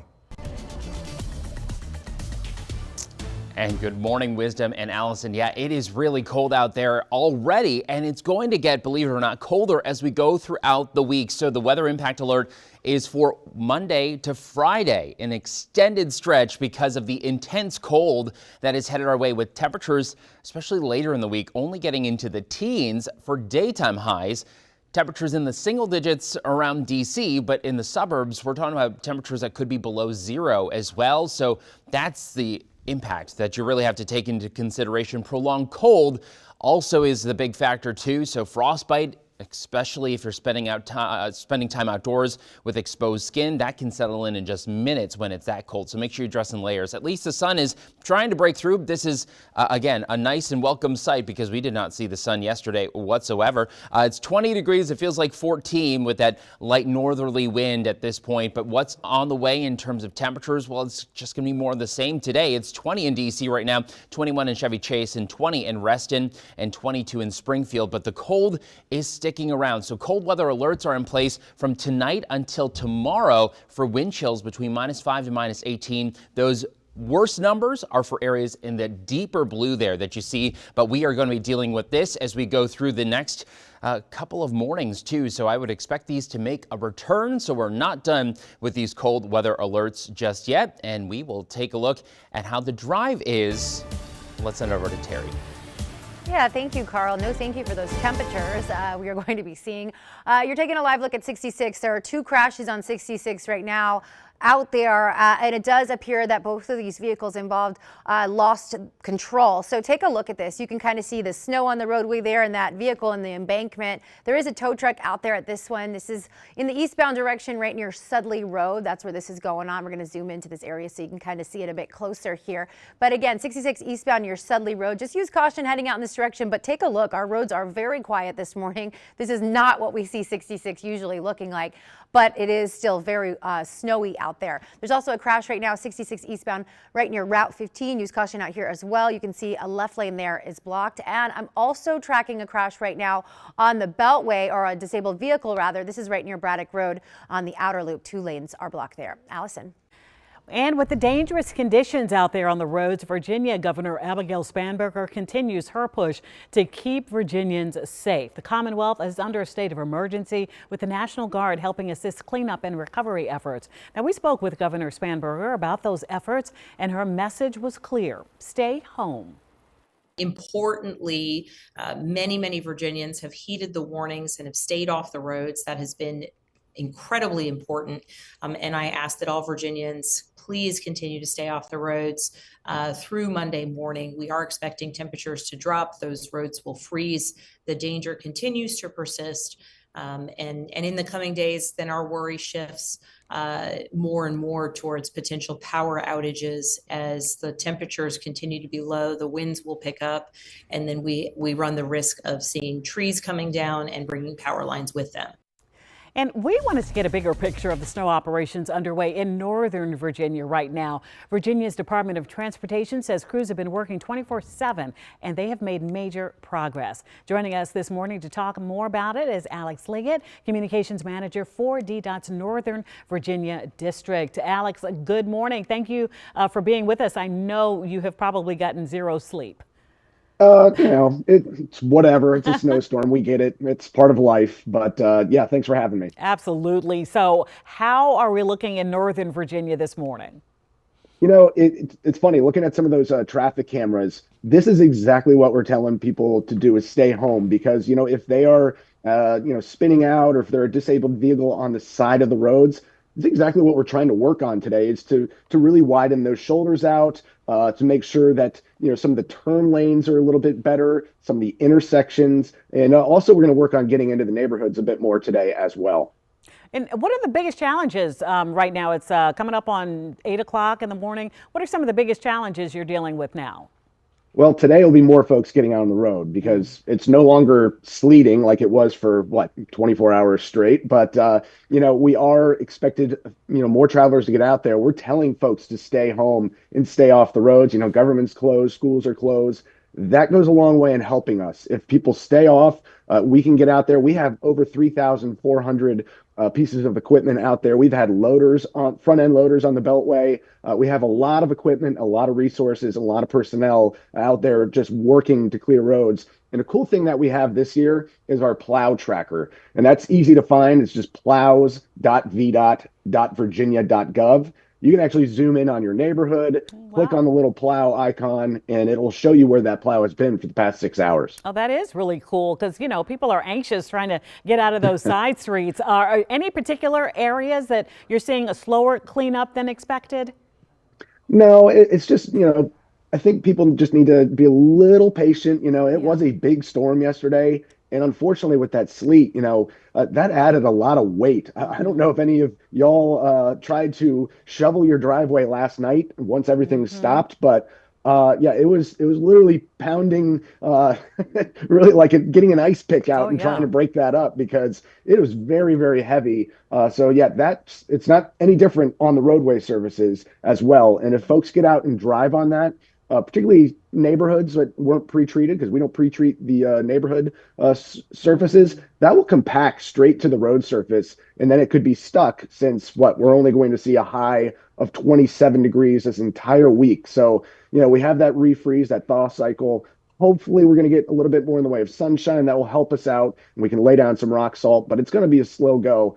So we're just asking folks to, if they can stay home at least today, that'll help us out and go a long way. That's such good insight, how the side roads aren't treated like we see the main roads. They get cleaned up, fairly quickly, but that's really good insight there. I'm going to ask, I want to end with when drivers can expect to see some relief, but I know you gave us that tool that we can track the plows. I know that you don't have a crystal ball, but I do want to ask you if you know anything about that incident near Van Dorn Street yesterday. Want to know if the driver of that salt truck is okay, who turned over. Any info on that, Alex?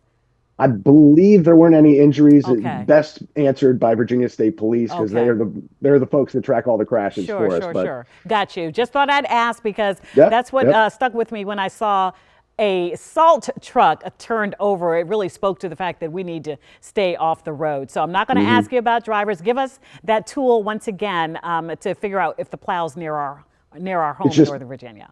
Yeah, it's plows.vdot.virginia.gov. There's a little push pin icon in the top right corner. You can toggle off the cameras or you can leave them on and check out our area cameras as well. But yeah, it's a great tool. You can zoom into your neighborhood and you can click on your plow and it'll show you where it's been for the past 6 hours. So it keeps breadcrumbs for the past 6 hours of data. I love it. All righty. Alex Liggett with VDOT. Thanks so much for joining us. Don't worry, you will get some sleep in the next week and a half or so. Thanks for joining us today. Thanks, guys. Okay. All right, 7:38 is the time. You just heard Allison and Alex talking about this. Look at this video. This is a scene they were discussing in Fairfax County. A plow overturned on the Fairfax County line during yesterday's winter storm. The cleanup led to traffic gridlock with the southbound lanes of Van Dorn Street at Eisenhower Avenue closed for hours. Happened quickly. You see the wipers still going there. Fortunately, I think everybody's okay. Well, right now, road crews, they are hard at work doing what they can to clear DC streets, but it's going to take some time for them to get the upper hand on what Mother Nature left behind with the snow and the sleet. All right, we're kicking off our team coverage with Kelly Vaughn, who's riding along with not just any plow driver, but a princess who's quickly stolen the hearts of the DMV. Yeah, I was the passenger princess yesterday and today. I feel so lucky to be spending another morning with the one and only Princess Kat. Now, Kat, you've been busy all morning. We're so grateful you're giving us some time. I know you've got a long night. You've stolen the hearts of the DMV. That's what the anchors just said. Have people been reaching out to you after we did an interview yesterday where she was telling us to stay safe and people just loved you? Yes. My phone has been jumping. I had to get some rest. I love you all. I love you, but stop calling me. Stop calling me. Let me get some sleep when I get home. She's been too busy being harassed by her fans and me, actually, trying to, hey, can I get another ride in your plow? Thank you again. Okay, so she's been really busy not only fielding calls, but also keeping the roads safe. How are the road conditions today compared to yesterday? So, we're working diligently around the clock on 12-hour shifts each to clean the roads. A lot of the main roads are becoming passable. The residential roads and the side streets, we're still working on them. So if you all can, please today, again, remain indoors. And I like to see the citizens out having fun in the snow. I saw a couple of, snow trucks and snow bikes and people skiing and the kids out. That's good. Have fun, but just stay off the roadway with these cars that's not designed to get through the snow. Right. All right. Great advice, as always. Thank you. And we're going to be sticking in here for a little bit this morning, hanging out, plowing the road. So we'll be sure to come back and get some more lovely advice from our princess here. But for now, we'll send it back to you all in the studio. All right, 7:41 is the time. Let's get a check on the flights at Reagan National. Almost 300 flights have been canceled so far. Check out the video from Dulles. The airport snow came down hard. The team hard, rather, working to clear all that snow from the airfield. About 138 flights canceled right now. Taking a look at the cleanup efforts at BWI, about 106 flights have been canceled there. Let's get you caught up on another few headlines for you now. It is the end of a political era in the district. Delegate Eleanor Holmes Norton no longer running for re-election for her seat in Congress. Her campaign filed the paperwork with the Federal Election Commission today to end her campaign, no longer seeking re-election. Norton is 88 years old. She has served 18 terms in Congress. D.C. council members Robert White and Brooke Pinto, who you see there, have launched campaigns to succeed her. And one of Norton's former aides, Trent Holbrook, is also in the race. The Democratic primary is set for June 16th. All right, as we head to break right now, let's do a quick check on the roads. This is Tyson's Corner. Still seeing messy roads out there. Be patient if you're heading out. Meteorologist Carl Lamb and Terry Hornstein back in just a few minutes with your weather and traffic impact alert.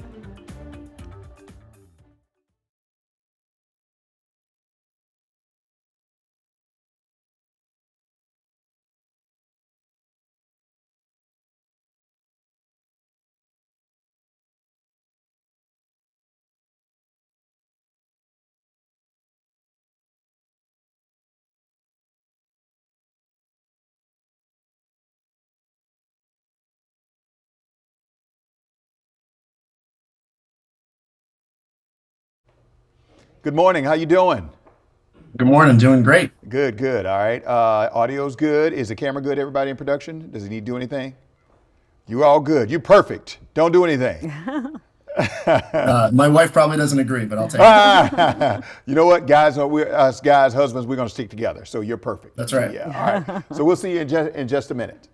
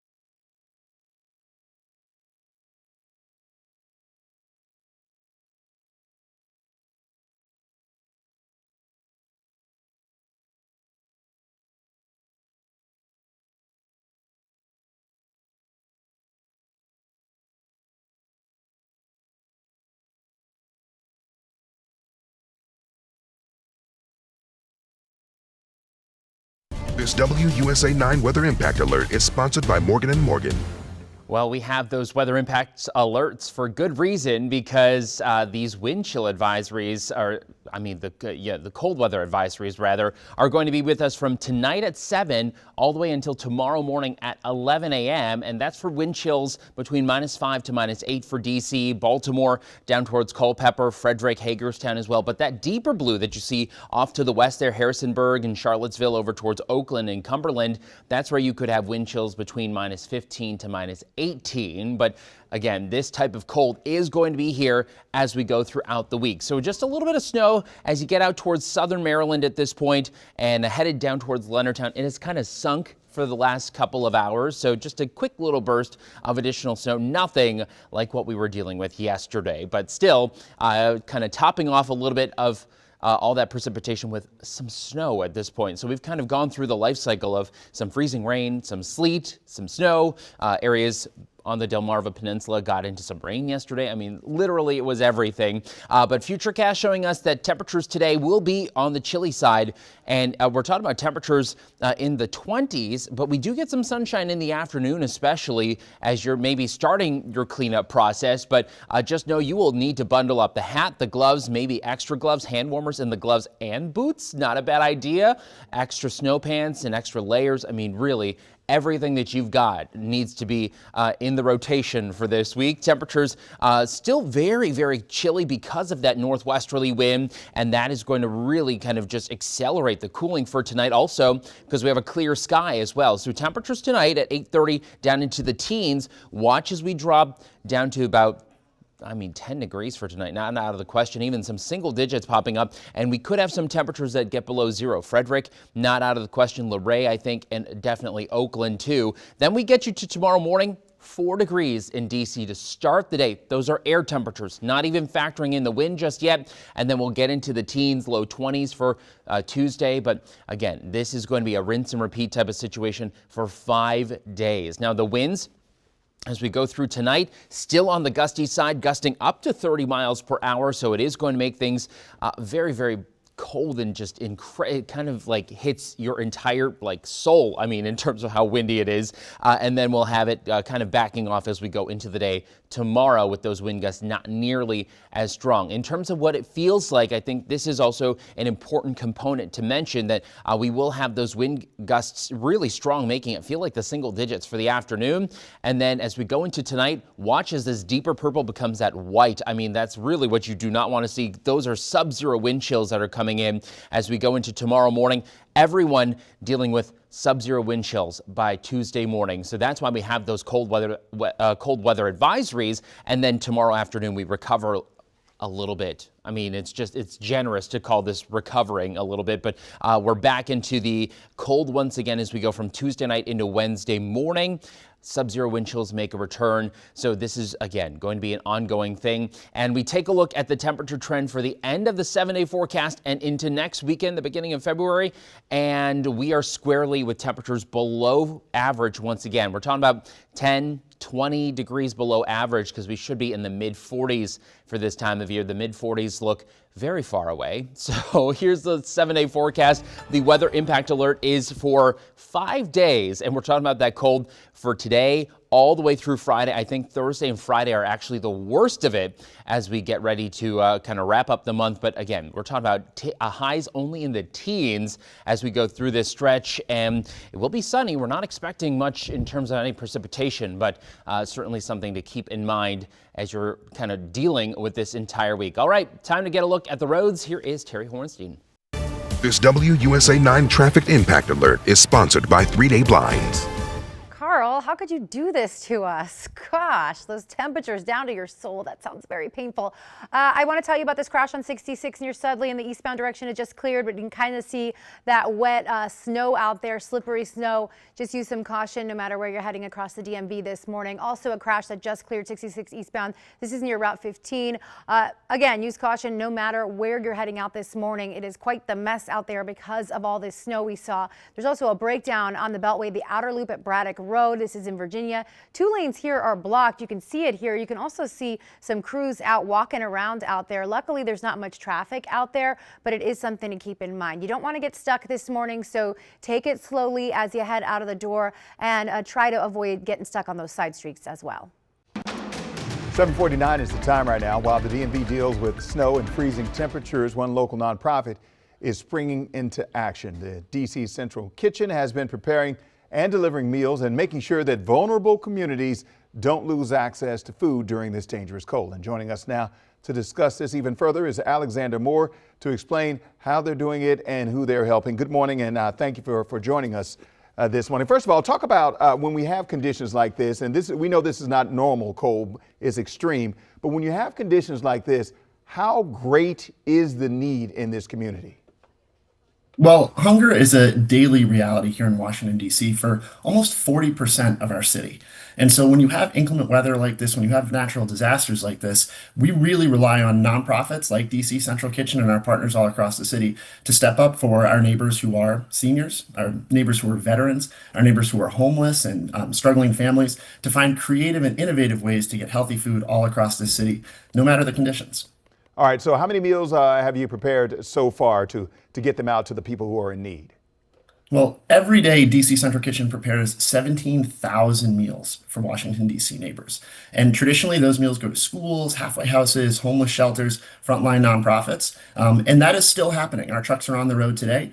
But going into this weekend, we had to get really creative. We put up many of our frontline staff members, our cooks, our drivers at a nearby hotel so they could get to our kitchen facility and keep that kitchen cooking through the weekend. We even had to do shelf-stable meals, thousands of additional meals that we could deliver in advance. So those meals could be kept safely at frontline providers like homeless shelters and used to nourish people throughout the crisis. All right, so talk to me a little bit more about the process. I know you got people in hotels and then they come to work. Explain a little bit more about the process to actually getting these meals to where they need to go. Well, the process starts about a week before a crisis like this hits, and because we're able to follow excellent local journalists like you all so that we know what's happening, and then we start planning logistics. We rush in additional deliveries of healthy food, fresh produce like you're seeing here, thousands and thousands of pounds, and then we work with volunteers to prepare it in advance. We know whether our partner agencies can serve hot meals, cold meals, or these shelf-stable meals. We find out who's going to be open, who's going to be on limited hours, who's going to have limited staffing to accept deliveries, and then we game it out from there.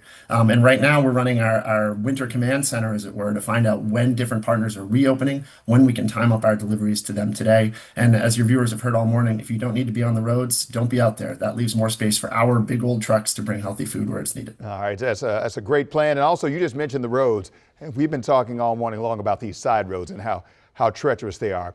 So how do you keep these meals and the drivers and everybody safe and come up with a plan to get the meals where they need to go and at the same time keep everybody safe and at the same time keep all the food fresh and good to go? Hey, the phrase we use here a lot is kitchen choreography. We have to think through all these details. And really, it's the generosity of our community that makes this possible. We make sure that when we buy new vehicles, they're all-wheel drive delivery vans, right? We make sure our drivers have the best safety training and are prepared for this.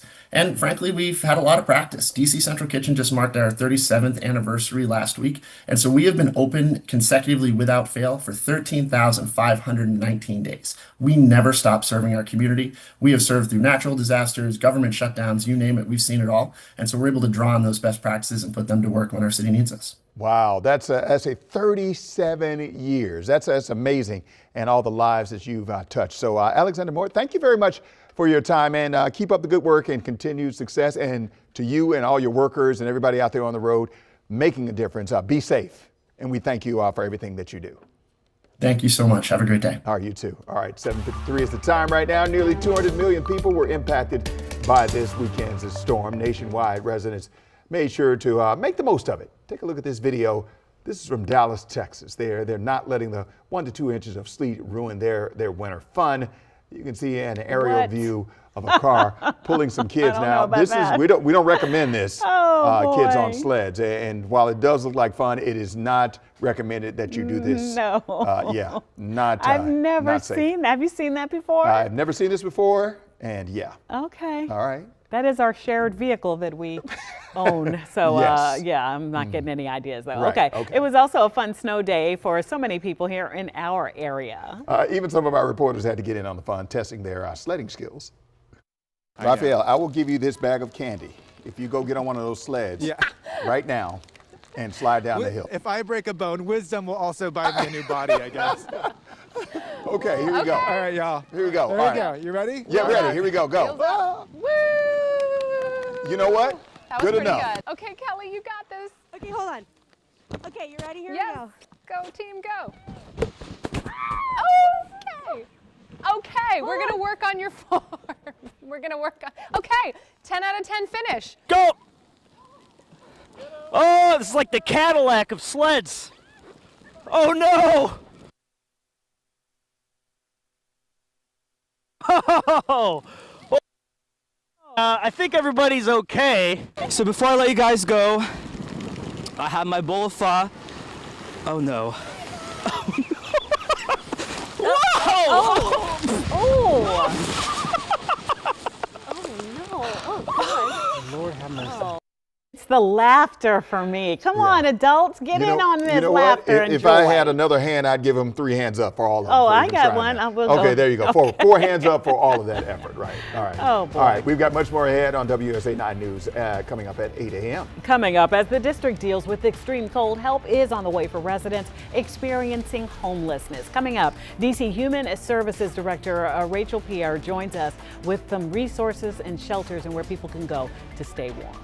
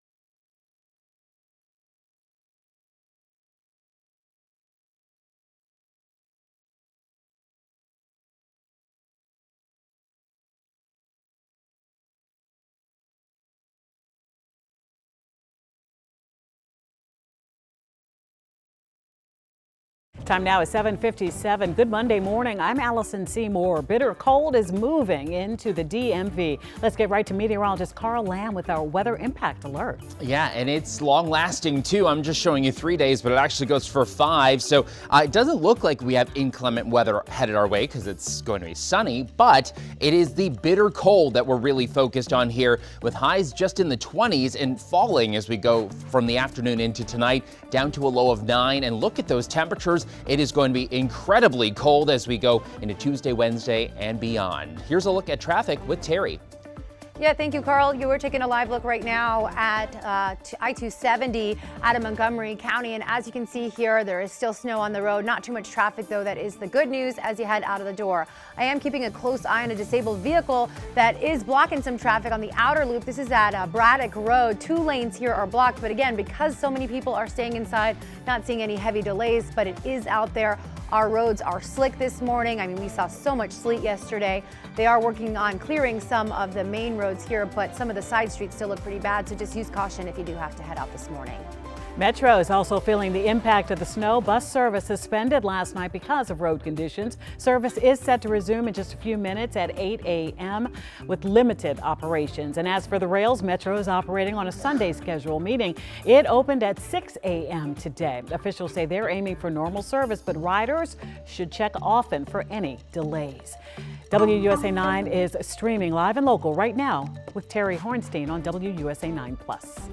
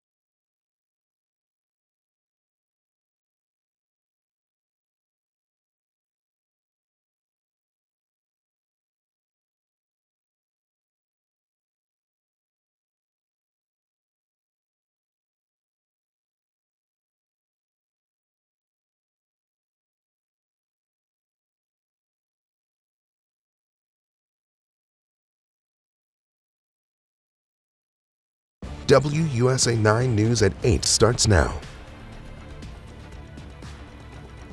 Good morning. We're taking a live look outside right now. Snow and ice blanketing the DMV, and our week-long weather impact alert, well, it continues this morning. Thank you so much for streaming us on WUSA 9 Plus. I'm Terry Hornstein. Let's take a live look at the mixing bowl. Officials are warning people to stay off the roads as crews work to clear them right now. You can still see so much snow out there. And well, we have a dangerously cold week ahead too. So let's get over to meteorologist Carl Lamb, who's tracking that impact hour by hour. Carl, these temperatures just bitter cold. Yeah, I mean, it really doesn't do it justice with some of the adjectives like bitter and extremely cold, because it is going to be an extended stretch, and we have not had this type of extended stretch possibly in over a century. I'll show you that coming up in a little bit, but this weather impact alert is from Monday to Friday, 5 days worth of cold that really just will be the type that kind of takes your breath away. So intense cold, highs only in the teens and 20s, and then sub-zero overnight lows, especially out in the suburbs too.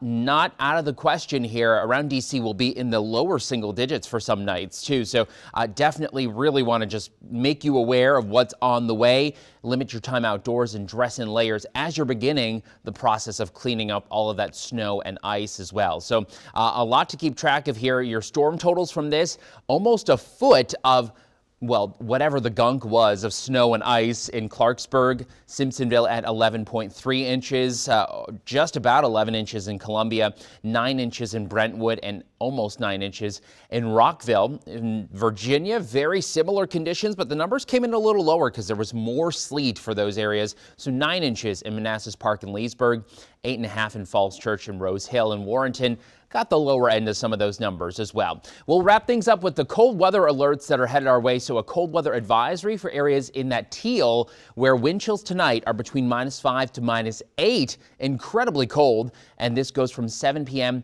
until 11 a.m. tomorrow. And then for areas in that deeper blue, those are for wind chills between -15 to -18. So a very, very cold stretch headed our way. We'll talk about when we'll finally see potentially a little bit of a break coming up in a little bit. Terry. What about painful cold? Carl says that works. All right, let's take a look at our roads. I want to show you our maps because, well, you see all that yellow and orange out there. That's because it's very slow moving. There's not a lot of traffic out there. A lot of people heeding those warnings and staying off of the roads today. But we are still dealing with a couple of issues. Well, this appears to have just cleared, but there was a breakdown on the outer loop at Braddock Road. 2 lanes were blocked here, but as you can see, this must have cleared up just within the last minute or so. That's good news. And you can see that roadway has been plowed there, but a lot of our local roads are not looking so good in the neighborhood. So just use caution, stay at home if you can, but if you do have to head out, try to avoid those local roads, stay on some of our main ones. Well, right now at 8:04, let's check in on how things are looking in Northern Virginia for you. Our Jacqueline Quinn is in Manassas this morning, and areas like Manassas Park saw up to 9 inches of snow. So crews certainly have their work cut out for them. Jackie, how's it looking out there now? I certainly noticed that there were probably 9 inches around here. And, you know, of course, we're telling people that, you know, some of the side roads are problematic. Simone has shown us, you know, some of the issues that she's encountered. But I want to show you what it looks like when you get a pass through and when you don't. So this is Sudley Manor.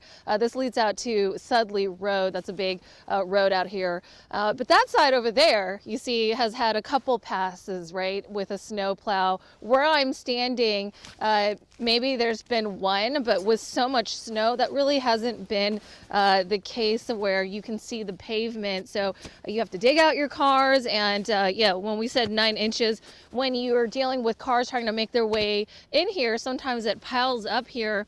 And I guess when I'm measuring over here, those 9 inches might be here, but with this pile up, it's more closer to like, I don't know, 15 inches, 12 inches or so. So it's definitely rough. And I was speaking with one of the neighbors. I asked him if, you know, he had issues getting out. He hasn't moved out of his spot yet. You know, that's what a lot of people are doing out here. But he did tell me that yesterday he welcomed his grandson, but he has not been able to go see his grandson. That happened at the Prince William Medical Center. So he's excited about that. But let's listen in on our conversation here. As far as walking on the sidewalks, it's hit and miss. The dogs can walk on top of the crust, but I'm kind of breaking through, trying to walk down the sidewalk. So, been walking in the street a little bit to avoid the sidewalks. A little easier out in the street, just watching for traffic.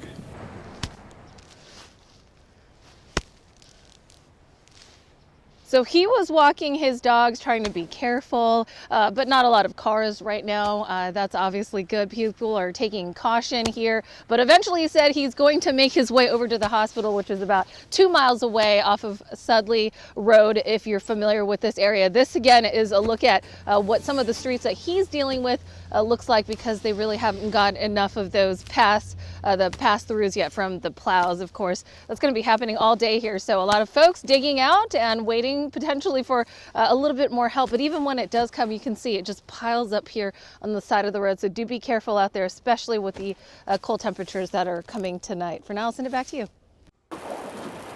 Yikes, it's going to take a while. Patience is key here. So at 8:07 right now, road crews are hard at work doing what they can to clear the DC streets, but it's going to take several days for them to get the upper hand on all of that snow and sleet. We're kicking off our team coverage. We have more of our team coverage right now with Kelly Vaughn, who's riding along with not just any plow driver, but a princess who's quickly stolen the hearts here in the DMV. I love the crown. I love her attitude. Kelly, how's it going out there? Good morning. Yes, we are still hitting the plowing the roads here with Princess Cat, and now her section's in Ward 3, and we're hitting one of your favorite places on your route, right? Yes, we're hitting News 9. Our station is on her route, so we're heading that way. Actually, yeah, we're about to pass you guys. Hi, we're waving to y'all. The roads here need Cat's help. Yes, it does. I'm getting on it. I'm on top of it, News 9. I gotcha. Actually, yeah, we heard we can't get out of our parking garage because of the roads, so this was not planned. I didn't ask her to do this. But yeah, we could use some digging out. Okay, so yeah, we've been on the main roads that were pretty clear. Now that we're on more of a side street, tell us what it's like driving here. The road conditions. The road conditions are still pretty much impassable. We're working on it. We're working on it.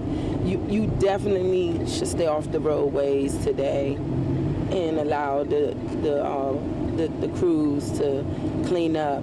And also, I want to address something that's going on out here on the roadways. So a lot of the commercial sites are cleaning the sidewalks.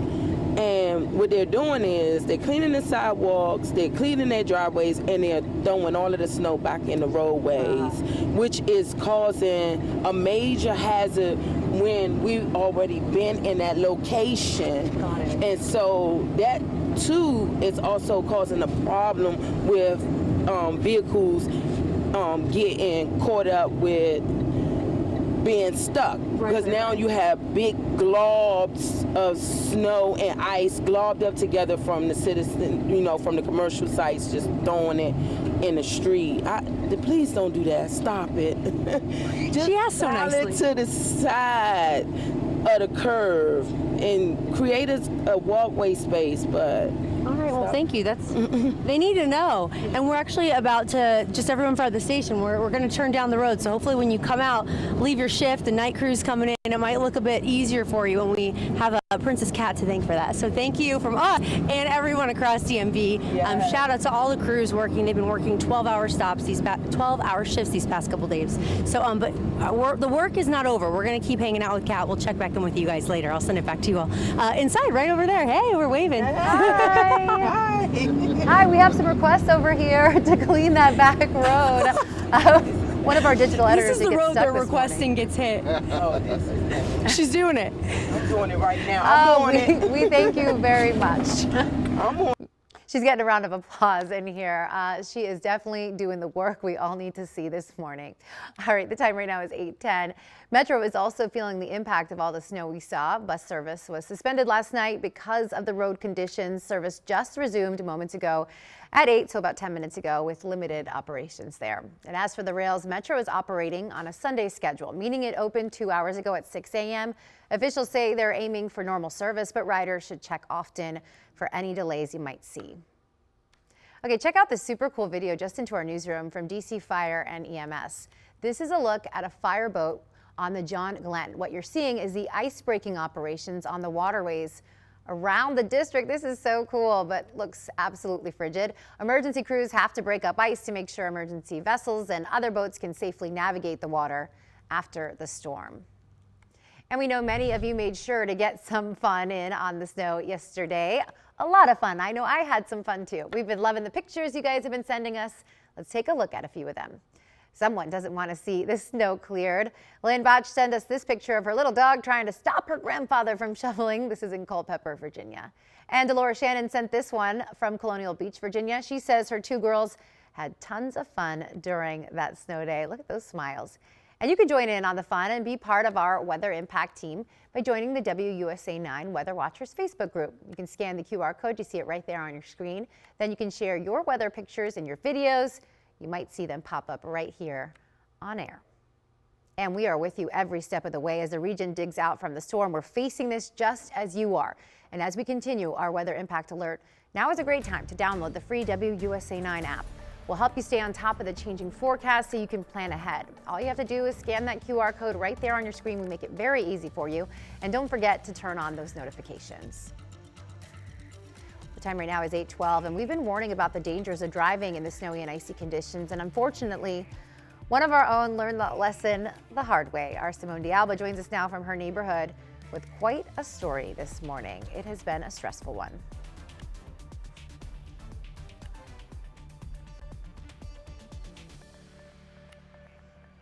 All right, we're having a bit of a technical difficulty there. We'll try to get Simone as soon as we can. But as we head to break, let's take a quick check on the roads for you. Do we have that? All right, we'll be right back. We're having a few issues here. We'll get them all worked out. We'll see you in just a couple of minutes. Please stay with us.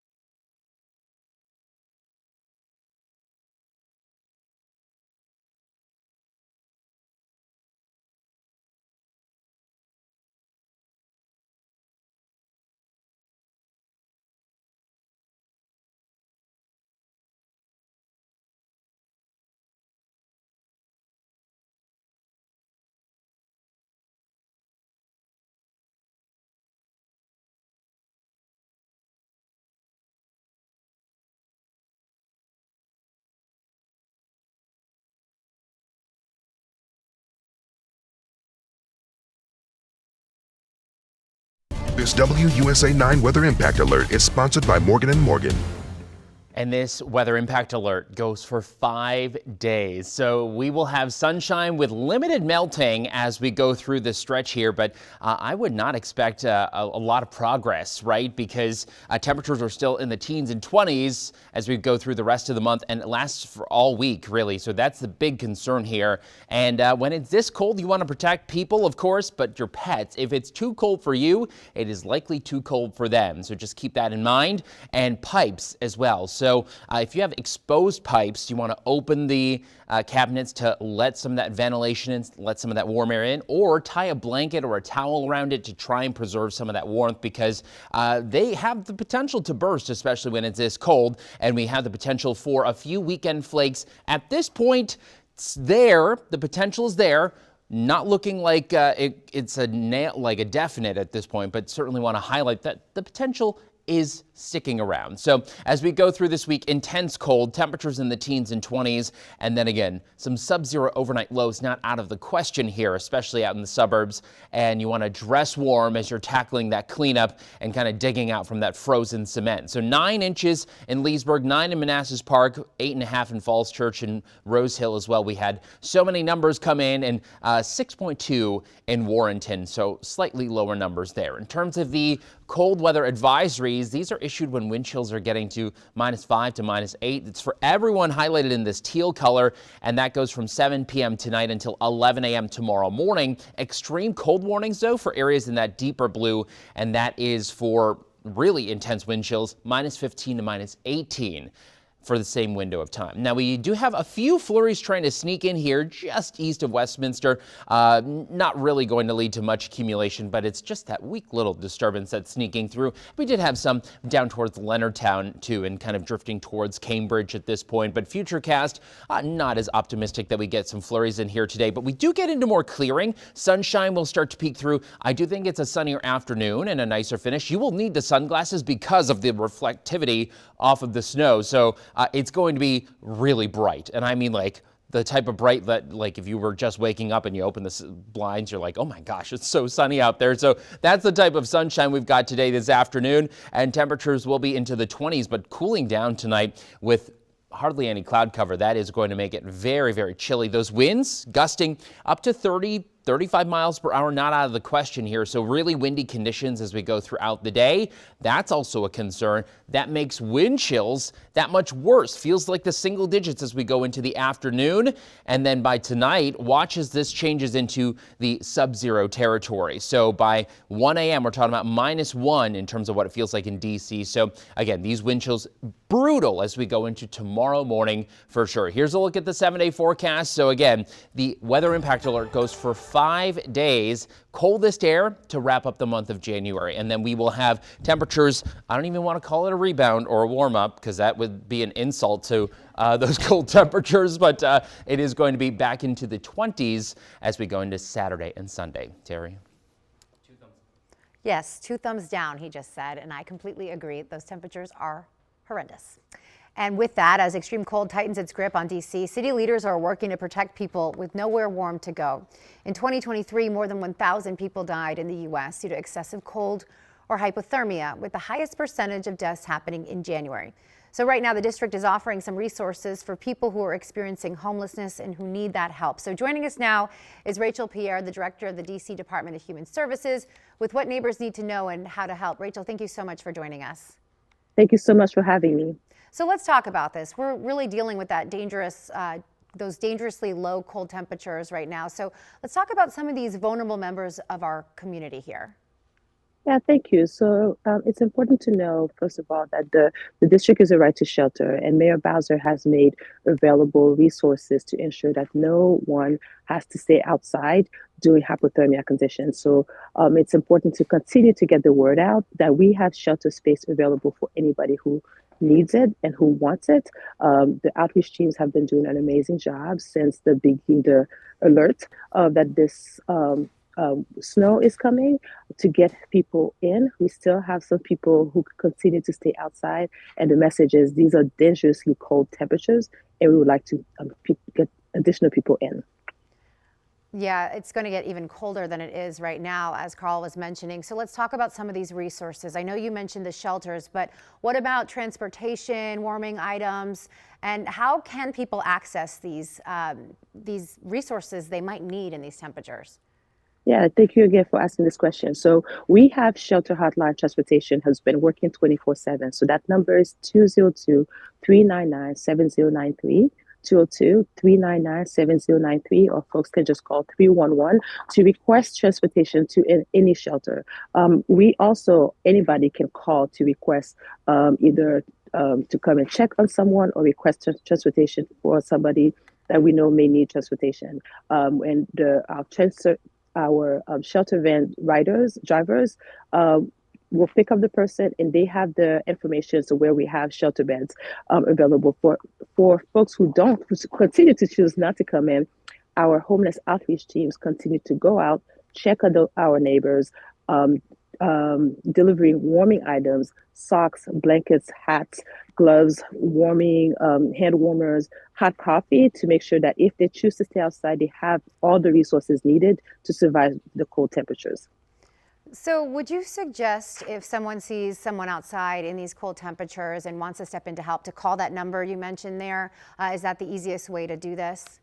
That's the easiest way, because we know where we have available resources in the city, where we continue to have shelter capacity. So that's the easiest way. And sometimes people don't want to come in, but they need additional resources to stay warm from the cold again. So that's the easiest way to make sure that we have the information. We can go check our neighbors, bring the resources to them, or pick them up and take them to where we know they have resources to stay safe.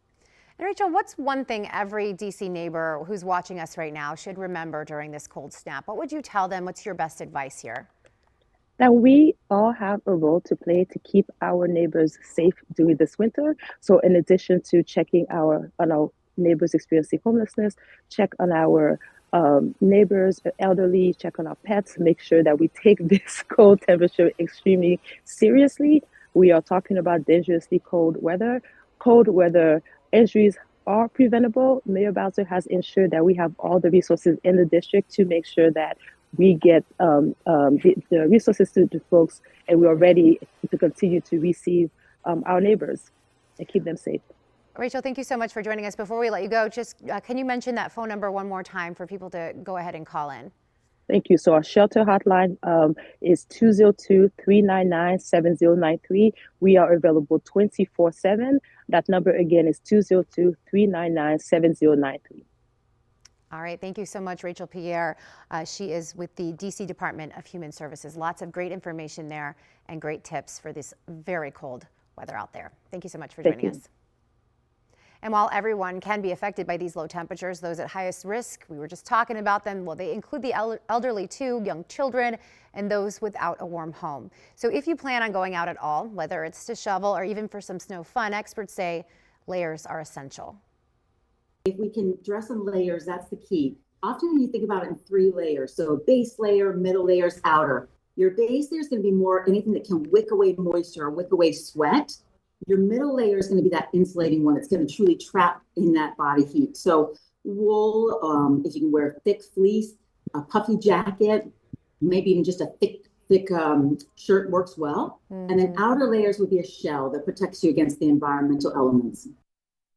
Yeah, lots of good advice about what to wear there. So symptoms of hypothermia do include shivering, exhaustion, confusion, and drowsiness. Lots of good tips there. Make sure you're careful, stay safe, and of course, dress for the weather. It's going to be very cold overnight. All right, well, thank you so much for joining us at 8. Our weather impact alert continues into the next half hour. Stay with us.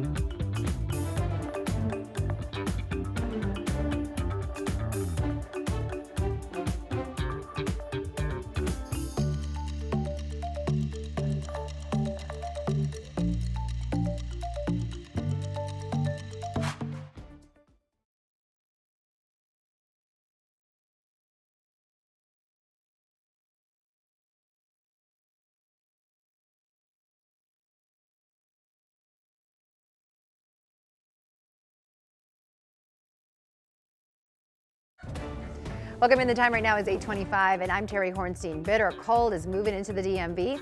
Let's get right over to meteorologist Carl Lamb with the weather impact alert you need to know about. Hey, Carl. Absolutely, Terry. So we're keeping track of an extended weather impact alert for 5 days.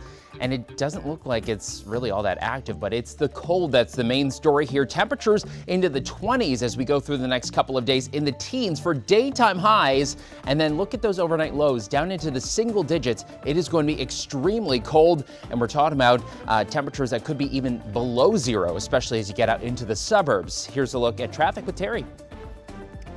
Yeah, thank you, Carl. We're seeing a lot of breakdowns this morning. A lot of people getting stuck in some of that snow on those side streets. You're taking a live look right now at 270 north and south, looking good. Not too many cars on the roadway, but you can still see all of that snow out there this morning. So just use caution no matter where you're headed as you head out across the DMV. Want to get you some drive times through Maryland. If you're heading westbound on 50 through Annapolis to the Beltway, it'll take you under a half hour. From Laurel to the Beltway, it'll take you 8 minutes this morning. And if you're heading out from Maryland 198 to the Beltway, it'll take you 13 minutes this morning.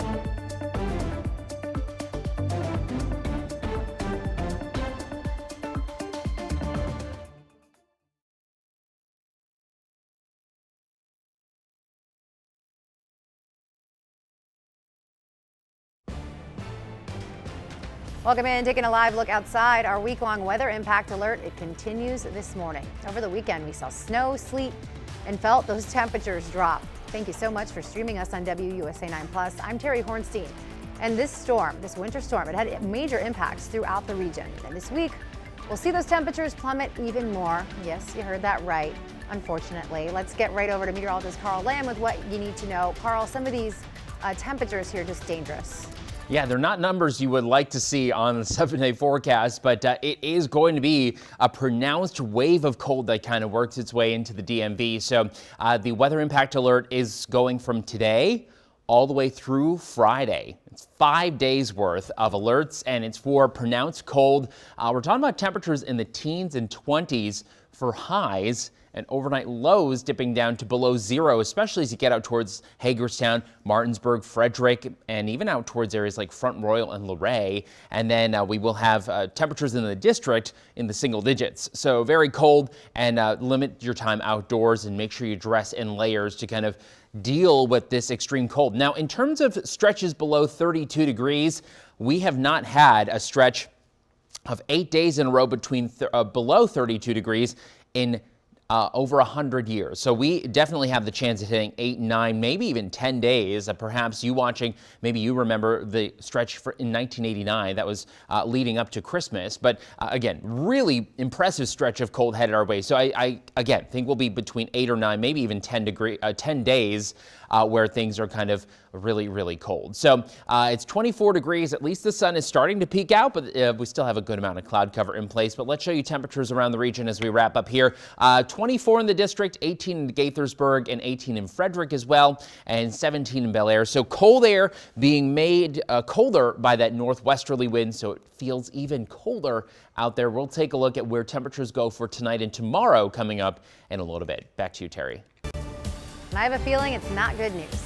All right, thank you, Carl. We'll check back in with you. Let's take a look at our roads this morning. You were looking at the Beltway. This is near the American Legion Bridge. Just wanted to show you this view because you can still see some of that snow and sleet on the roads there, off to the side too, and a couple of cars out there, but the roads are very quiet. This is typically a very busy area, and well, again, it's quiet now. A lot of people heeding those warnings and still staying inside. We're starting to see some of this mess clear up, but you can still see delays around the Beltway. That's not because there are that many cars out there. It's because you have to move slowly this morning because of what's going on with because of those dangerous driving conditions. So if you are heading out in Virginia, let's get you some drive times there. Gainesville to the Beltway is looking pretty good. 20 minutes from Fredericksburg to the Beltway.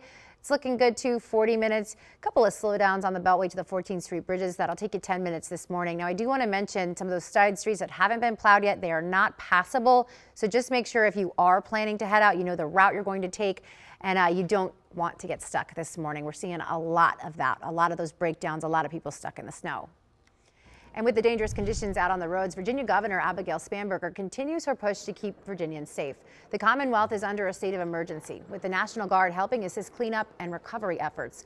We spoke with the governor about those efforts, and her message is clear. Stay home. Take a listen. Importantly, many Virginians have heeded the warnings and have stayed off the roads. That has been incredibly important. And I ask that all Virginians please continue to stay off the roads through Monday morning. We are expecting temperatures to drop. Those roads will freeze. The danger continues to persist. And in the coming days, then our worry shifts more and more towards potential power outages as the temperatures continue to be low, the winds will pick up, and then we run the risk of seeing trees coming down and bringing power lines with them. All right, so we do want to get a bigger picture of the snow operations underway in Northern Virginia right now. Virginia's Department of Transportation says crews have been working around the clock and they've made major progress. Alex Lidgett, communications manager for VDOT's Northern Virginia district, gave us an update about an hour ago. Take a listen. Looking at some of those traffic cameras, this is exactly what we're telling people to do, is stay home, because, you know, if they are, spinning out, or if they're a disabled vehicle on the side of the roads, it's exactly what we're trying to work on today, is to really widen those shoulders out, to make sure that, you know, some of the turn lanes are a little bit better, some of the intersections, and also we're going to work on getting into the neighborhoods a bit more today as well. Any particular areas that you're seeing a slower cleanup than expected? No, it's just, you know, I think people just need to be a little patient. You know, it was a big storm yesterday, and unfortunately with that sleet, you know, that added a lot of weight. I don't know if any of y'all tried to shovel your driveway last night once everything stopped, but Yeah, it was literally pounding, really like getting an ice pick out and trying to break that up because it was very, very heavy. So yeah, it's not any different on the roadway services. I do want to ask you if you know anything about that incident near Van Dorn Street yesterday. Want to know if the driver of that salt truck is okay, who turned over. Any info on that, Alex? I believe there weren't any injuries. Best answered by Virginia State Police because they're the folks that track all the crashes for us. Sure. Got you. Just thought I'd ask because that's what stuck with me when I saw a salt truck turned over. It really spoke to the fact that we need to stay off the road. So I'm not going to ask you about drivers. Give us that tool once again to figure out if the plow's near our home in Northern Virginia. Yeah, it's plows.vdot.virginia.gov. There's a little push pin icon in the top right corner. You can toggle off the cameras or you can leave them on and check out our area cameras as well. But yeah, it's a great tool. You can zoom into your neighborhood and you can click on your plow and it'll show you where it's been for the past 6 hours. So it keeps breadcrumbs for the past 6 hours of data. I love it. All righty. Alex Liggett with VDOT. Thanks so much for joining us. Don't worry, you will get some sleep in the next week and a half or so. Thanks for joining us today. Thanks, guys. All right, and we know where one of those crews is here in D.C. They're working as hard as they can to clear our streets, but it's going to take several days for them to get the upper hand on all of that snow and sleet out there. So we do want to get over to Kelly Vaughn, who's riding along with not just any plow driver, but a princess who's quickly stolen the hearts of the DMV. She's pretty much become famous here, Kelly. Oh yeah, she's a celebrity. I feel famous being in the car with her, but she's in work mode right now. Princess, tell us, you're saying a road isn't considered clear until what? You got to hit it multiple times, right? Depending on the amount of lanes. When it's a two-way lane, you have to go down the street twice. If it's 4 ways, you have to do 8. Got it. Well, we're clearing some pretty... They're not cleared yet, so we're hitting some spots where we're going to make some people happy. And I think you guys have video. We actually were just by the station. The station is on her route, so we were able to go through, and I knew that the road was making it hard for some people to get in and out of our garage at work. So we're so grateful to Kat, and also now there's no excuse, guys. Everyone's got to be to work on time. We don't have... No, you get a 2-hour delay. Oh, I wish we got delays. Well, thank you. We are all so grateful. I know everyone's gonna be happy that they can get out a little bit easier. Now, I was wondering, could you tell us a little bit, how did you get into this, driving trucks? I went to school. I saw a sign that said free truck driver training back in 2005 for all DC residents. And I looked on the board and said, oh, I look cute in that Tonka toy. And so I went for it. And I think everyone agrees, you do look cute. She is cute and extremely helpful. I know everyone passing by, they're waving to her because they're so happy to see her and her plow coming down the roads. So give her a wave if you see her. She's easy to spot in her tiara. But we're going to keep working here out on the, well, working. I'm not working. She's working. I'm going to keep watching her work. I'll send it back to you guys inside. Yeah, Kelly, you heard it there. Our coworkers can come to work 2 hours late. Princess Cat gave the permission to do so. Yeah, spread the word. Spread the word. All right, thank you so much, Kelly. And thank you to Princess Cat as well for all the work she's doing out there. Tons of that work to be done. So we're tracking conditions in Montgomery County too. Our Lionel Donovan is live in Silver Spring, Maryland this morning with what it's looking like there. Good morning, Lionel.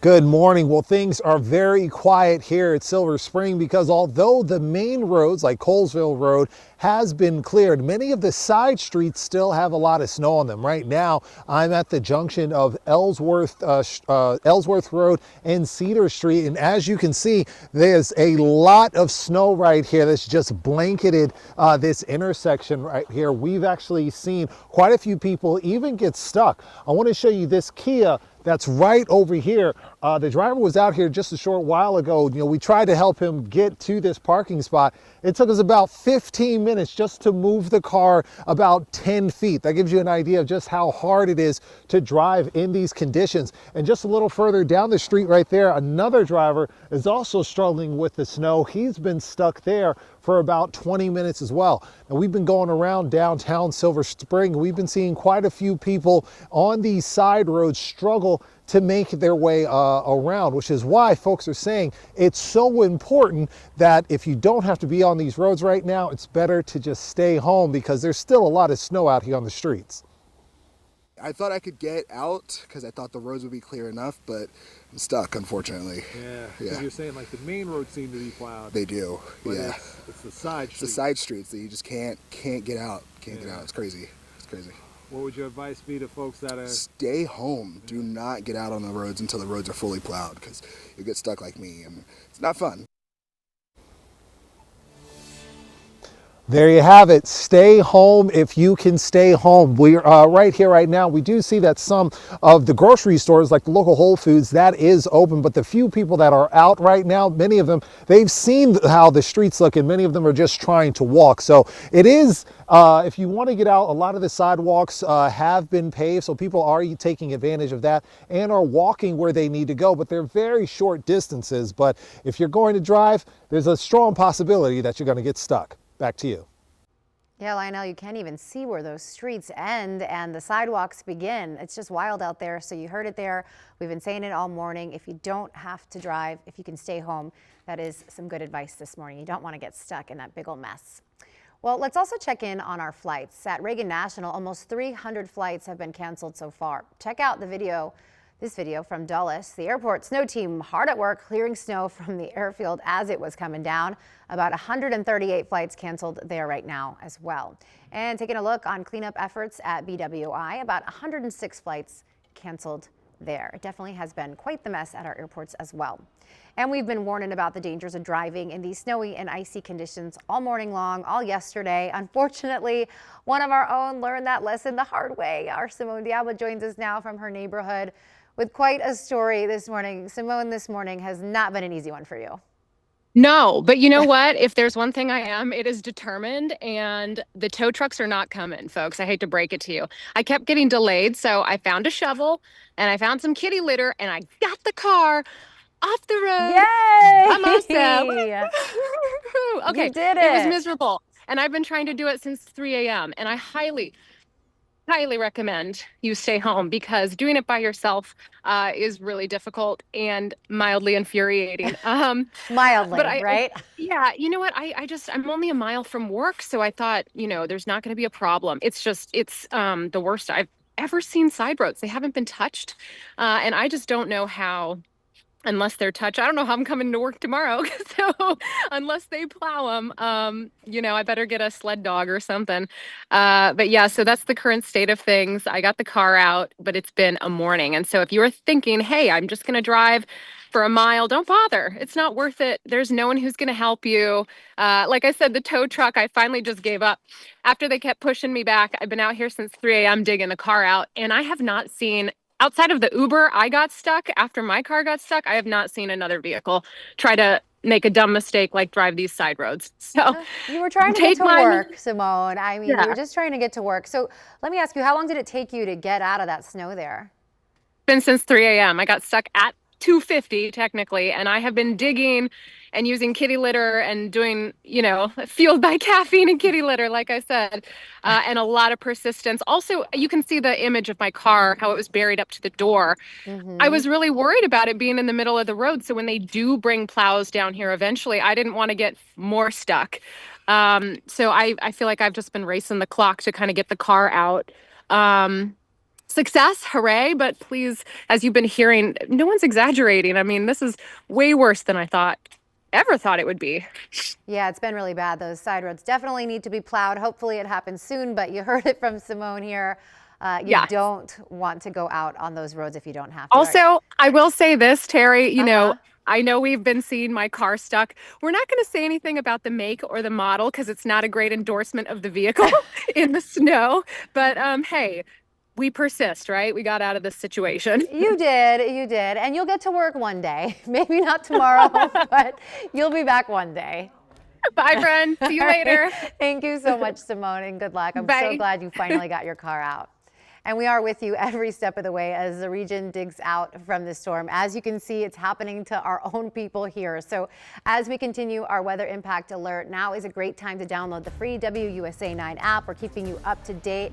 We'll help you stay on top of the changing forecast so you can definitely plan ahead. All you have to do is scan the QR code. You see it right there on your screen. And don't forget to turn on those notifications. We'll alert you about anything important. Time right now is 8:45, and the matchup for Super Bowl 60 is set. Switching gears here, the New England Patriots will face the Seattle Seahawks in about 2 weeks in Santa Clara, California. So that means Montgomery County native Stephon Diggs is Super Bowl bound. We are excited about this. Diggs has a quiet day, as did most of the offensive players for both teams. A short field goal by the Patriots was the difference in New England's 10-7 win. Meanwhile, the NFC Championship game was much higher in score. The Seattle Seahawks do enough to punch their ticket to the Super Bowl. They beat the LA Rams 31-27. The Seahawks will face the Patriots in a rematch of Super Bowl 49. It has been a very strange NFL season, if you don't mind me saying. All right, as we had to break, a quick check on the roads for you. We're taking a very close look at all of our roads. Right now, you're looking at Tyson's Corner. You can see all of that snow out there. Those roads do appear to have been plowed, but it is dangerous. So meteorologist Carl Lamb, he's back in just a few minutes with your weather impact alert. Stay with us.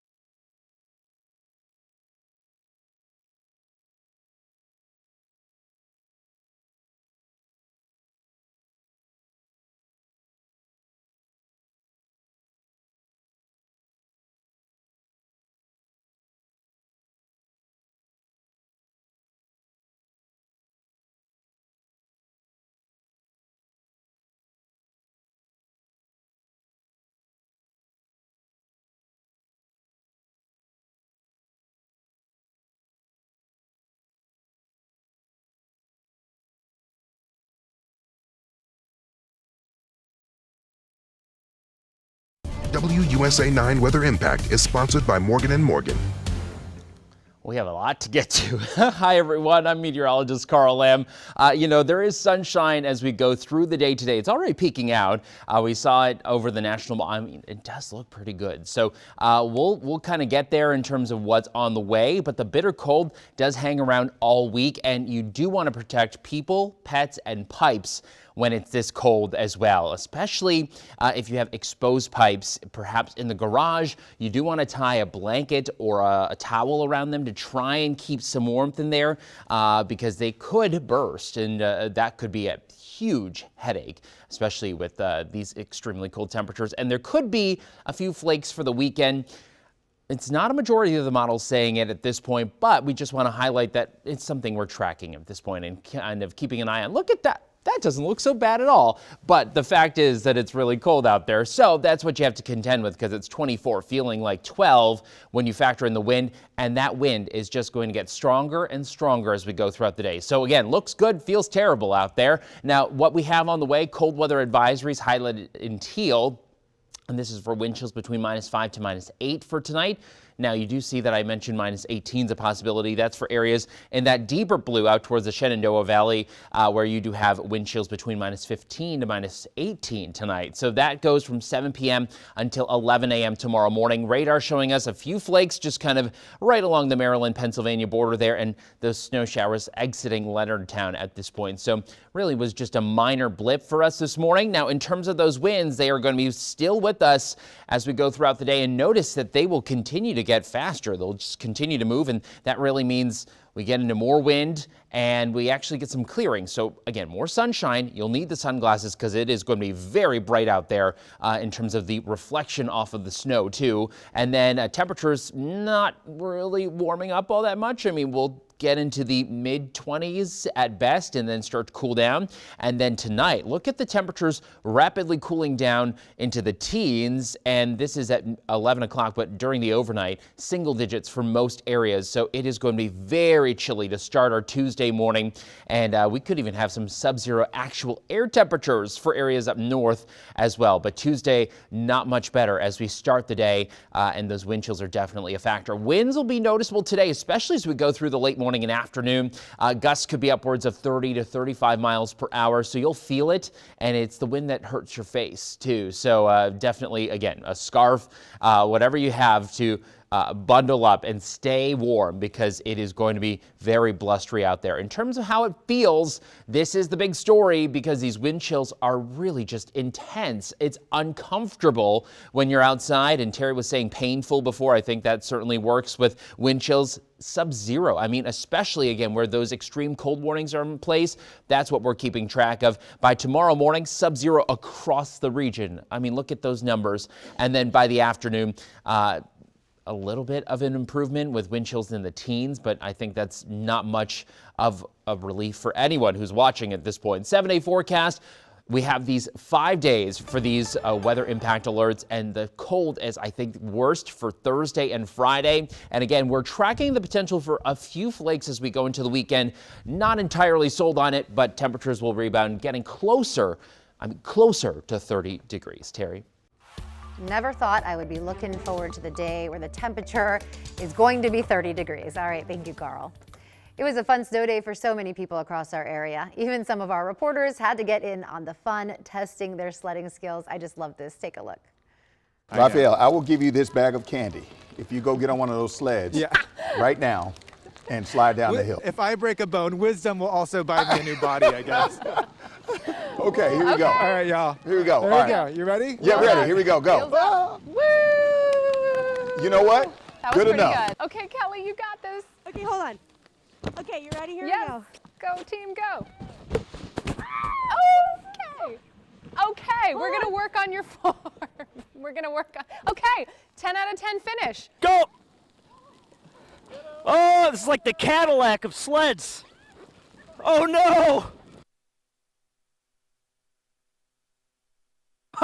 Oh! I think everybody's okay. So before I let you guys go, I have my bowl of pho. Oh no. Whoa! Oh! Oh! Oh no! Oh God! Lord have mercy. Oh. Yeah, Matt kind of wiped out there, but it did look like a lot of fun. I saw so many people out there sledding yesterday. It looked great. Coming up in just a few minutes at 9, wait too long to shovel, and well, it could cost you. We'll break down the sidewalk snow rules. That's coming up next.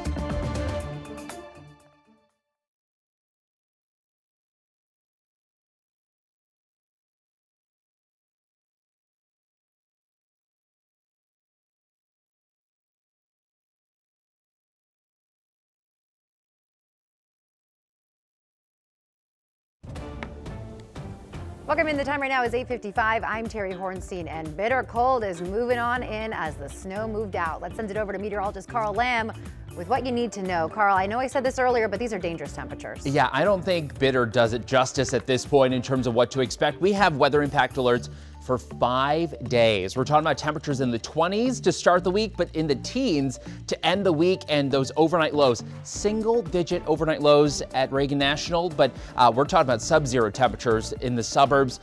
It is intense cold that is headed our way. We're below the freezing mark all week. We'll send it back to you, Terry.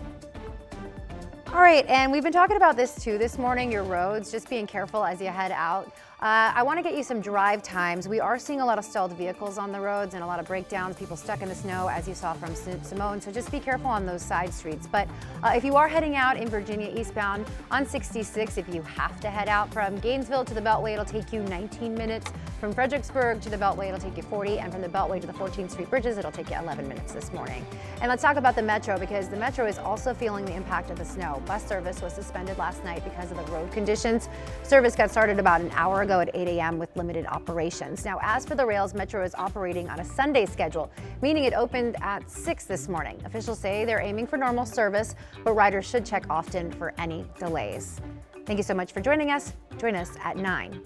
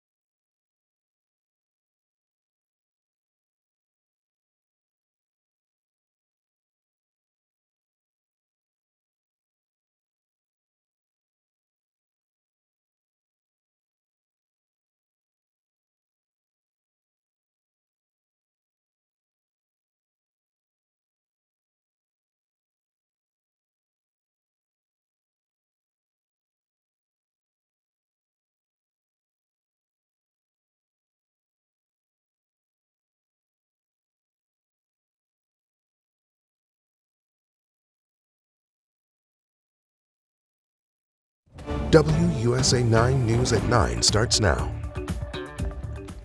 WUSA 9 at 9 a.m. begins with day 2 of our massive weather impact alert. This is a live look at cameras spread out across the region as cleanup continues after snow and sleet pounded the DMV yesterday. And as road crews work to dig us out, the biggest concern right now is the bitter cold temperatures, which means the snow and the ice, they're not going anywhere anytime soon. Most schools are closed today, including Arlington, D.C., Montgomery, Prince George's, Alexandria, and Fairfax. We have that full list scrolling at the bottom of your screen and on our website. Good morning to you. I'm Wisdom Martin. And I'm Allison Seymour. You know, the week is so long already and it's Monday. Yeah. And when we said good morning, it didn't feel right. It felt like we should say good evening. But good morning. We are still in the morning hours. WUSA 9 has been here from the first weather impact alert to the latest impacts, and we're not going anywhere. We have crews spread out throughout the region again for you today and this morning, monitoring current conditions to keep you safe and informed. Here in studio, meteorologist Mary Marshall is tracking the forecast, and Terry Hornstein is watching the road. All right, Mary, we're going to begin with you because it is extremely cold outside. Yes, and it's not going to get any warmer anytime soon. We've got 20s across the region, and this is about as warm as we get today. 24 degrees in D.C., we're right at 21 in Leesburg and 23 in Gaithersburg. You can see those temperatures up to about 26 by noon. A little bit more sun there, but it feels like 13 degrees. By 2 o'clock, 27, feels like 14, and by 4 p.m. it's 26, but also feels like 14 degrees. Now brace yourself for tonight. Low temperatures dropping to the single digits, and we actually have a cold weather advisory issued by the National Weather Service, because come Tuesday morning and later on tonight, it's going to feel like we are below zero when you factor in the wind chill. 10:30 tonight, it feels like 5 degrees in D.C. By 7 a.m. on Tuesday morning, it feels like 5 degrees below zero in the district. And throughout the day, it just feels like we're around 11 degrees. Even Wednesday morning, it still feels rather cold out there. By Wednesday at 7 a.m., it still feels like 1 degree, Terry, below zero. So we are looking at that cold sticking ground. That means anything that's on the ground, unfortunately, is going to be there for quite some time. I wish I could just stay in for the next week, not leave the house. Those temperatures, just absolutely painful. And as you said, that snow is not melting anytime soon because the temperatures are so low. You're taking a live look right now. This is the Beltway right near the spur, and you can see some of that snow out there. Our roads are icy. The good news is a lot of people listening to those warnings and staying off the roads today, but we are seeing a lot of those breakdowns, a lot of those cars skidding off the road or getting stuck in the snow this morning, especially on our side streets. So it is something to be aware of. If you do, for some reason, have to head out, just make sure you know what you're getting yourself into. Want to get you some drive times out of Virginia. If you're heading from Gainesville to the Beltway, it'll take you under 20 minutes. From Fredericksburg to the Beltway, it'll take you 40. And if you're heading from the Beltway to the 14th Street bridges, it'll take you 11 minutes this morning. Terry, thank you. Right now, road crews are hard at work doing what they can to clear D.C. streets, especially those side streets that are still really a mess. But it's going to take several days for them to get the upper hand after all the snow and the sleet. We are kicking off our team coverage with Kelly Vaughn, who's live on the roads with the infamous Princess Cat, D.C.'s beloved plow truck celebrity driver. Another episode of Kelly and Catch on the road. Good morning. Hello, yes, I'm still here in the Plow with the one and only Princess Cat. How are you hanging in there?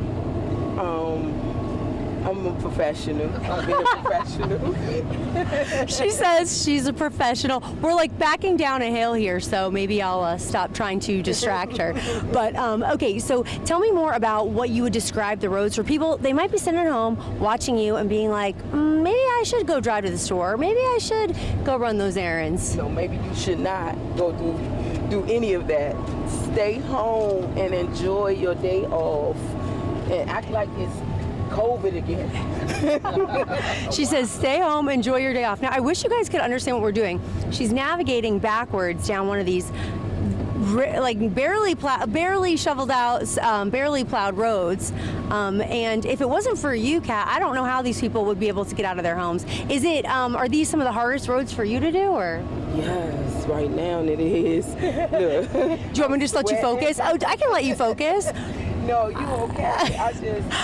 It's just that this is work, you know? This is work, this is patience. So that's why I need all of the citizens, everyone, just to allow the preferred choice team to get these roads cleared up without you all like being broke down in the roadway, in the way, because We can't maneuver. We can't. It's not easy, you all. And she's honestly being nice about it, because there's been roads that we've wanted to clear, there's roads we've wanted to drive through, and that she's been unable to, or it's been really hard to navigate around because other people's cars are stuck. So you don't want to be the one keeping your whole neighborhood from getting plowed. So stay home. And then I was going to say, this is another 12-hour shift for you, correct? It has to be, because the roads still need attention, and this might go on for days. What do you do? Because I've only been up and at this since 4 a.m. and I'm ready for a nap. What do you do to sort of stay in the zone? Oh, shucks. Let me show you.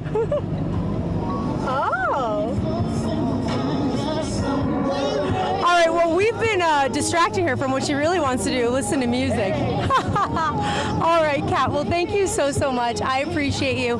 We're just going to jam out. I'll send it back to you all in the studio. The soundtrack to Kat and Kelly. What song? Do you know what song it is? I can't. What is it? Ask the princess. Oh, it's changed. Okay. Never mind, Kelly. You guys go ahead and do your thing. All righty. All right, thank you very much. The Kelly and Kat Show.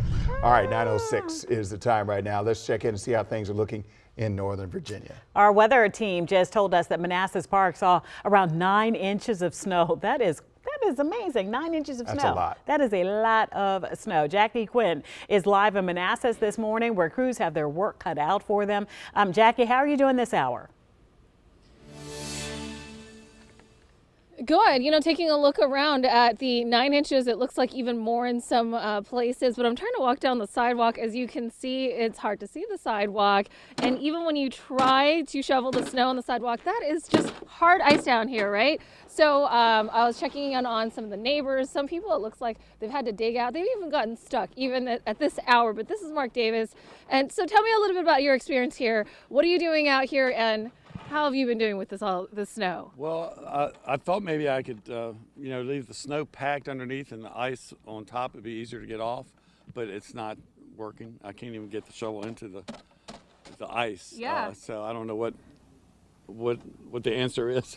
Same experience here. In fact, some places when I'm standing, I'm as high as like the tires on the cars out here, especially when the plows come through here. You can see, though, this is Sudley Manor, that this street here, this road, I should say, that has seen the plows pass through here. But when you turn onto the side road, it's when you're going to have a hard time. Now, is this the most snow that you've seen in a really long time, or compared to some of those other bigger snows? Because you were born in D.C., right? And then you lived in D.C. and lived in Manassas since the early or mid 60s, and I guess the worst was Snowmageddon.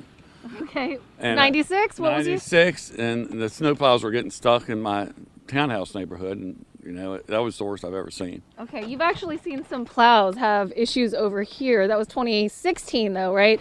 But so far, good for your neighborhood. The main roads here, they came down 4 in a row each time they'd come down. Mm-hmm. So they got the main road pretty good.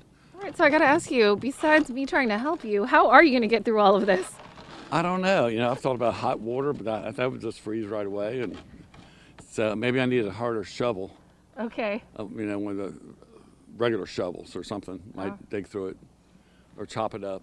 Looks like you're going to have to wait just a little bit. Okay, so it's going to get colder tonight, single digits as you've heard from our meteorologist. So be careful, do the shoveling that you can for right now. But again, watch it out there if you make it out on the roads. Back to you guys. All right, Jackie Quinn out there trying to help out with that shoveling that hard ice. All right, thank you, Jackie. 9:09 is the time right now. Snow may look nice, but once it stops falling, the cleanup is required, and the rules depend on where you live. In D.C., property owners must clear snow and ice from sidewalks within 8 hours of daylight after a storm ends, or risk fines. In Montgomery County, residents have 24 hours after the storm to clear sidewalks in front of and along their properties. Now, in Prince George's County, snow must be removed within 48 hours, and in Fairfax County, there is not a law for sidewalk clearing, but residents and businesses are asked to help keep walkways safe when possible. You can find information for your jurisdiction on WUSA9.com. And as we continue tracking our weather impact alert, now is a great time to download that free WUSA9 app. We will help you stay on top of the changing forecast so you can plan ahead. Just scan the QR code right there on your screen, and don't forget to turn on those notifications. Miri. High temperature today, right around 27 degrees. Tonight we drop to the single digits, and with the wind chill by tomorrow morning around this time, it'll feel as cold as 5 degrees below zero. Full forecast coming up.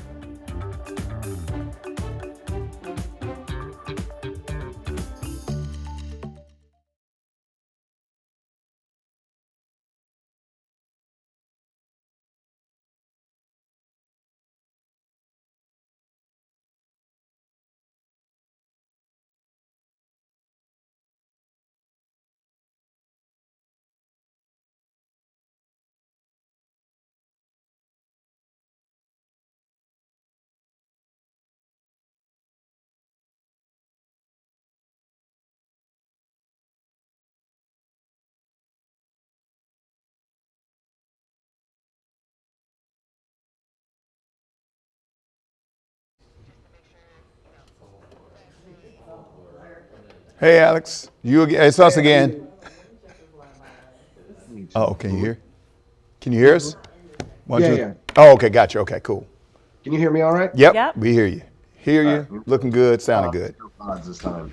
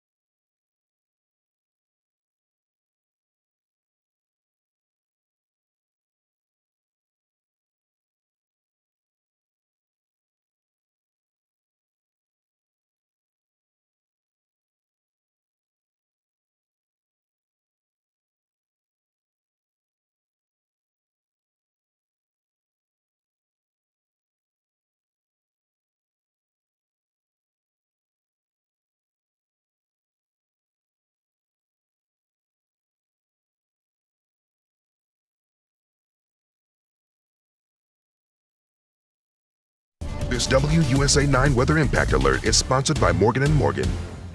Well, the cold air is taking its grip on our region, and we are in for a cold impact weather alert tonight because of those cold temperatures. Here's a sneak peek. We'll see lows dropping to the single digits in many areas, down to 9 in D.C., only 6 in Gaithersburg tonight. And so that is a sneak peek of what is to come. So that's what I'm tracking right now, that cold weather advisory, and I just showed you why for those really cold temperatures. What's new? Monitoring a chance for maybe a few more flakes and flurries this weekend. It's not looking very good or promising, but just something that's on my radar that I'm keeping an eye on. And then next, of course, that bitter cold just sticking around for the foreseeable future, at least on the 7-day forecast. We have temperatures that are going to be only in the teens and 20s for the entire week. Highs will be between 18 and roughly 27 degrees. So that's the kind of week that we'll have, with overnight lows between roughly 5 and 10 degrees. So very, very cold air in the next few days. Outside in Silver Spring, 21. We're up to 21 in Leesburg, 23 at Dulles, and right around 21 degrees in Fairfax. Up to about 25 at 10 a.m., 26 by the noon hour, but it feels like 13 degrees, 27 by 2 p.m. Hello, a little bit more sunshine there, but it feels like 14 degrees, and it still feels like 11 degrees by 6 o'clock this evening, with the temperature right at 24. We've got those winds still on the breezy side today at 10 to 15 miles per hour at times. Again, tonight, low temperatures dropping to about 9 in D.C., about 6 in Leesburg, Winchester dropping to about 5 degrees, and so that's why the National Weather Service issued this cold weather advisory for those low temperatures, but not just because of low temperatures, really because we're going to have wind chills that will also feel very cold. By 10 o'clock tonight, it's going to feel like 5 degrees. By 7 a.m. tomorrow morning, it feels like 5 degrees below zero. So that is extreme cold. If schools happen to open tomorrow and kids have to go, they're going to be standing around in temperatures that feel like that as they're waiting for the bus stop or getting shuttled into school. So keep that in mind. And then throughout the day on Tuesday, despite high temperatures climbing to the 20s, it's going to feel like 11 degrees in D.C. by noon. And then once again, Wednesday morning, the chill is still there. It feels like 1 degree below zero by 7 a.m. on Wednesday. So very cold temperatures on the way, and we are not warming up much this week. 27 today, down to 26 Tuesday, 24 Wednesday. We're at 19 Thursday, and high right around 18 in most areas on Friday. That cold sticks around. Now over to this weekend. So we will obviously have ample cold air in place, but we also have a disturbance that'll be close by the area. How close it gets will determine if we pick up on any additional snow this week. So here is one scenario. This is the European model, just showing that low will just kind of hug the coast a little bit right around us, and that would give us some snow on the back edge. But this is not the final solution, because we're looking also at the American models that's saying, yeah, I'm going to put that low way further out, so it won't be close enough to really do a lot of impact. This is going to be that very same system with just a different time frame and a different location. All it takes is a couple miles difference to make a huge difference. So with this scenario, this would keep that snow mainly around areas like Ocean City, just getting a little bit on the back edge. Your 7-day forecast, again, highs mainly in the teens and 20s. We have an extended weather impact alert from now through Friday for the extreme cold. This WUSA9 traffic impact alert is sponsored by 3-Day Blinds. You're taking a live look this morning in Montgomery County at 270. It's looking good out there, very quiet. Most of our roads are very quiet, but they are slick, they are dangerous. As you can see, there's still a bunch of snow out there, so it is something for you to keep in mind if you do have to leave your house today. I know we've been giving you that advice to stay inside if you can, but if you have to leave, just really take it very slowly this morning. Again, the roads are slick. I've seen a lot of cars end up spinning out because they lose control because of these conditions. And I want to show you our maps this morning. Take a look. You can see several breakdowns across our area. This is kind of what we're talking about here. One of them as you head northbound on 395 from Virginia into D.C. This is at Seminary Road. There are very heavy delays out there. You can see some of that red. But again, there isn't much traffic, so if delays are backing up, you know that it means that it's not good. So again, seeing some southbound slowdowns there as well. I want to go back to our maps for a second just to show you. Now, where you're seeing all of that yellow and red and orange on our maps, it's not because there's heavy traffic out there. It's just because you have to slow down. Your speed has to be slow because of all of the ice and snow on our roadways. Now, there also is a breakdown on 66 eastbound. This is right near Chainbridge Road. A right lane here is blocked. So just no matter where you're heading this morning, if you do have to leave the house, I feel bad for you, but if you do, just be very careful. You don't want to spin out. You don't want to get stuck in the snow on those side streets that haven't been plowed just yet. Guys. All right, 9:19 is the time right now. Taking a live look at Alexandria, one of the many areas in the DMV slammed by yesterday's winter storm. Crews have been out clearing the roads and treating them. treating those problem spots. Look how good the main roads look, though. As drivers head out this morning, we are checking on current road conditions, what's improving and what still needs to be worked on. Joining us now, Alex Liggett once again with the Virginia Department of Transportation, specifically Northern Virginia. I don't know if you could see that shot, but that road looked really clear. So what are we seeing across the Commonwealth right now, or our little portion of it in Northern Virginia? No, and that's good, and that's exactly what we're trying to do is make sure that some of those interstates and primaries that we continue to kind of chip away at, some of the snow and ice that's still closer to the shoulder, push it farther off to the shoulder. Also, any turn lanes, any ramps, we're working on those as well. But also a big story today is, with the temperatures on our side a bit, highs in the upper 20s, we're going to get into the neighborhoods and really start pushing snow there as well. All right, you mentioned those temperatures though, but how much of a risk is refreezing or the dropping temperatures for the week, especially on bridges and overpasses and roads that don't have a lot of traffic? How much of an issue will this be? Extremely high. We're going to be dealing with this every single day this week. We don't typically see single-digit low temperatures in our area. It's not very often this happens, and it surely doesn't really happen after anywhere from 4 to 9 inches of snow, which is what fell in our district, and sleet. So there's that heavier component to the sleet as well on the road surfaces. So just over the next couple of days, we know folks are going to be getting out on the roadways. We want them to use extreme caution. I've seen in these traffic cameras all morning, I don't think I have counted a single car that has completely, taken all the snow and ice off the roof. So step one before leaving the house, please clear that off, because that is really heavy snow and sleet. And later on this week, when some of these main roads dry out and you're driving at speed, whether it's to the work or wherever you're going, we don't want that flying off and causing a bigger problem on our roadways. So do that, but also treat anything that is wet as icy, because it certainly will be over several mornings of this week. All righty, Alex Liggett with VDOT. Thanks again for joining us. Keep the phone open. We'll be speaking with you later today. Thank you so much. Don't worry, I will. Okay, we'll be right back.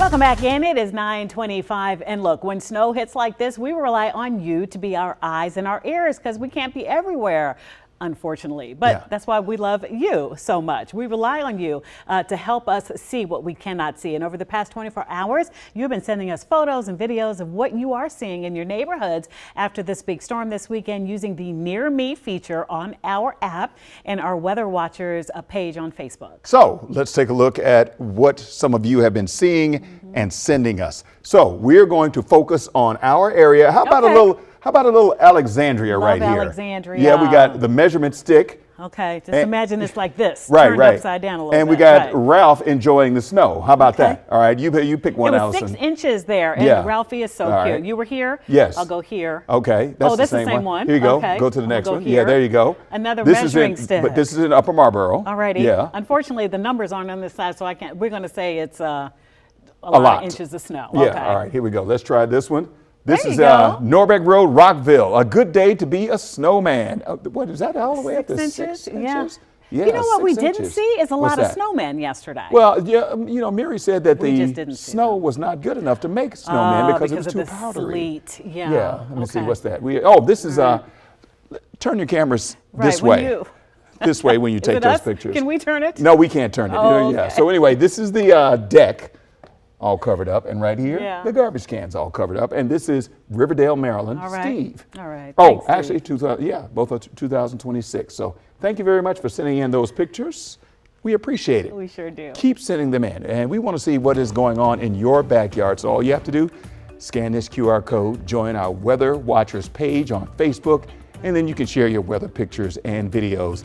And then you might see them right here on air as we track the snow. Thank you to all of you who have sent in those pictures and videos. Appreciate you. More weather impact coverage ahead at 9:30.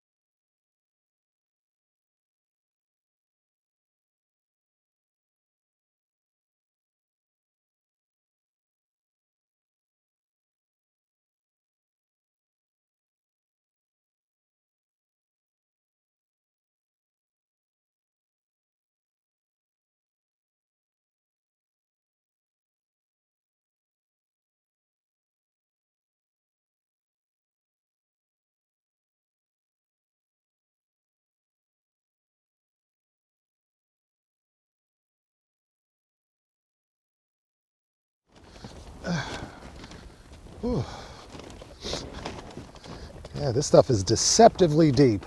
Yes. Mic check 1 2 1 2. Mic check. Thank you so much. You too. No problem.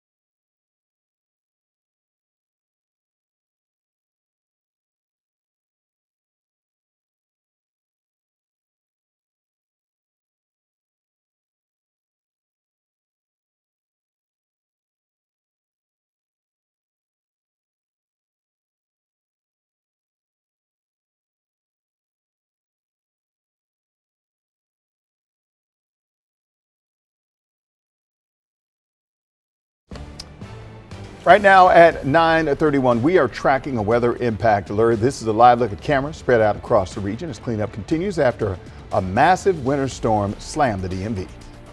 Thank you so much for sticking with us here on air and here on WUSA 9+. Well, you know, the snow and bitter cold have forced most schools to close today. These are just some of the school systems that are impacted right now, including Arlington, D.C., Montgomery, Prince George's, Alexandria, and Fairfax. We've got the full list scrolling at the bottom of your screen and on our website. Meteorologist Mary Marshall continues our team coverage this morning with the impact of what we've seen and what is to come this week. Mary. Hey, good morning, Allison. Good morning, Wisdom. So cold outside and more cold on the way. It is 24 degrees now in D.C. and right around 22 in Columbia. We'll see temperatures up to 27 by noon, a little bit more sun there, but with the winds up to about 12 miles per hour, it still feels much colder. It feels like 16 degrees by noon. And then by 4 o'clock this afternoon, it's 26 degrees and feels like 13 degrees. Tonight is going to be a cold one. We're down to 9 degrees in Gaithersburg and 6 in Leesburg tonight. And when you factor in the wind chill, it will feel like we are below zero. So the National Weather Service has issued a cold weather advisory for our area for Monday night into Tuesday morning. By 10:30 tonight, it feels like 5 degrees in D.C. And by 7 o'clock tomorrow morning, it's going to feel like 5 degrees below zero in the D.C. area. So that's why that alert is in place. The next 5 days, not getting any warmer. 27 today, 26 Tuesday, 24 Wednesday. Highs only in the teens for your Thursday and Friday, Terry. So more cold air sticks around. That means that snow sticks on the ground. Yeah, not good feeling and not good for our roads and all that snow out there. You're looking at the BW Parkway right now, and you can see a ton of snow still out there. The roads have been plowed, the main north and southbound lanes, but again, lots of snow out there. We've been seeing some of these cars spin out all morning long because of the conditions on our roadways. Right now, I am seeing a breakdown at 395 northbound at Seminary Road. There are some delays there, but it's a very slow moving morning throughout the DMV because of all the snow on our roadways. So you want to be careful no matter where you are. Also on 66 eastbound near Virginia State Road 123 Chainbridge Road, right lane here is blocked as well because of a breakdown too. So again, just the main message here as you head out this morning, if you have to, because a lot of people are heeding our advice and staying in, which is great. But if you do have to, in fact, head out, just take it very slowly. Give yourself some padding, some extra time there to make sure you get where you need to know safely. Now, the areas where we're seeing the biggest concern, some of those side streets and neighborhoods. So just make sure before you head out, before you drive down these roadways, you know that they're safe to do so. Guys. Terry, thank you. And as drivers deal with tricky conditions across the DMV, crews are rushing to get those roads clear. Danny Allman with the Maryland Department of Transportation joins us now to talk more about those efforts. Good morning to you. Thank you for spending some time with us this morning. Now, let's focus on which roads that are still the biggest trouble spots right now. Yeah, thank you. Good morning for having me. So we've been pre-treating the roads first since Thursday, and then, with the snow and the storm that happened yesterday, now we are, finishing up clearing our roads. And truthfully, they're looking pretty good. But because of the freezing temperatures that we're still experiencing and for how the temperature is going to keep dropping, we've now switched over to treating our roads with liquid magnesium, which is a highly effective, eco-friendly, and less corrosive de-icing agent. And it works all the way for temperatures as low as -13 to -20 degrees Fahrenheit, which is far exceeding rock salt. My goodness. Okay, well, let me back up a bit. How effective was the overnight plowing and pre-treating, especially on those trouble spots? I'm talking about the bridges, the ramps, secondary roads. Right, because bridges and ramps always freeze before the main surfaces. We didn't see too many problems at all. We currently still have 2,800 pieces of hired and contract equipment out on our roadways. So we asked drivers to at least stay off the roads one more day if possible so we can finish treating the roads. All right, so we know that you're asking people to stay off the roads, but people will be out there at some point. What should people know before they head out the door today as you try to keep things going as far as clearing the roads?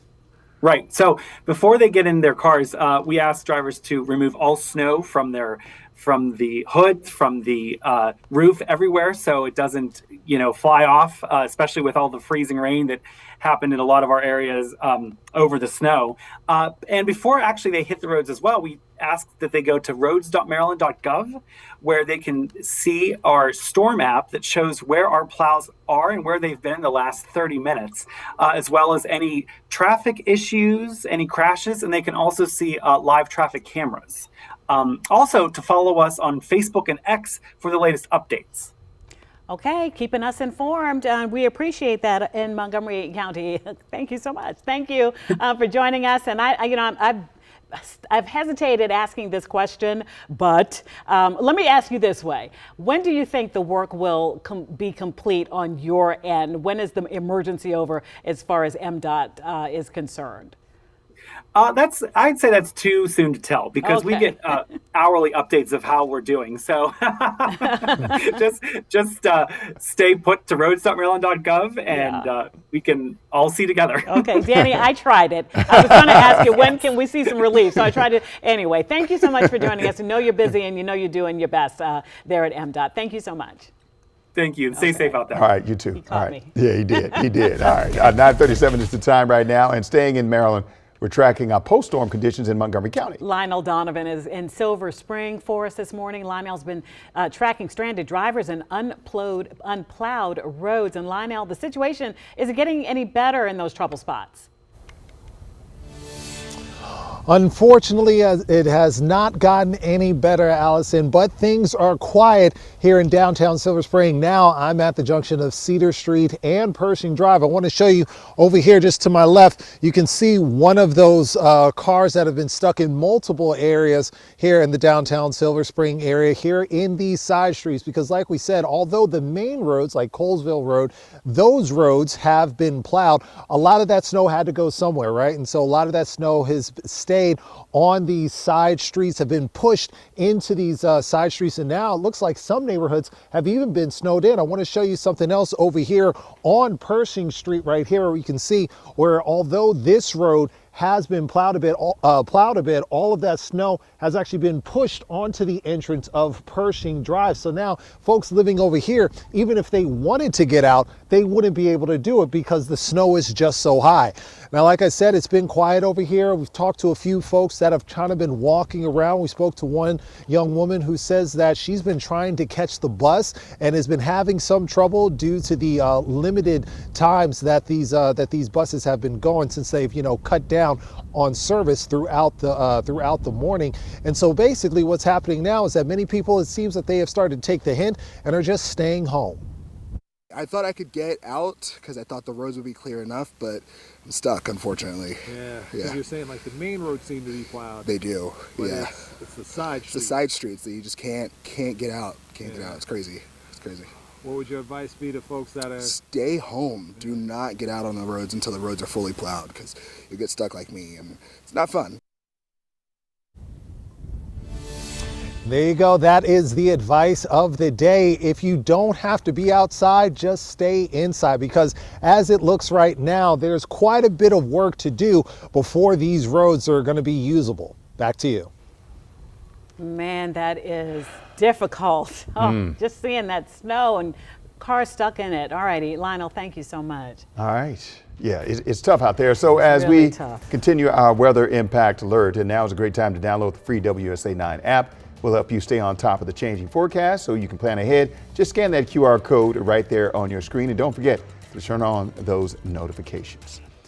Now let's talk about some other headlines right now, beginning with breaking news from Minnesota. Protests continue overnight after a federal immigration agent shot and killed a U.S. citizen and nurse over the weekend. Alex Preddy was shot and killed Saturday during an immigration enforcement action. Federal officials say agents fired in self-defense, but witnesses and video contradict that account and have spurred calls for transparency and accountability. This man, Alex Preddy, was peacefully assembling. He was lawfully carrying his weapon with him. He was not brandishing it by definition, by any stretch at all. Now, this shooting death marks the second fatal federal shooting against a United States citizen in the city of Minneapolis this month. Well, chances of a partial federal government shutdown are growing as lawmakers clash over funding for immigration enforcement. Democratic senators say they will not support a must-pass spending bill if it includes funding for the Department of Homeland Security. Republican leadership says they plan to move forward anyway without Senate approval by Friday. Now, parts of the federal government would shut down. And we're not the only ones waking up to winter worries this morning. This is a live look at Dallas, Texas. Coming up, how that high-impact storm is affecting this city and nearly half the country this morning.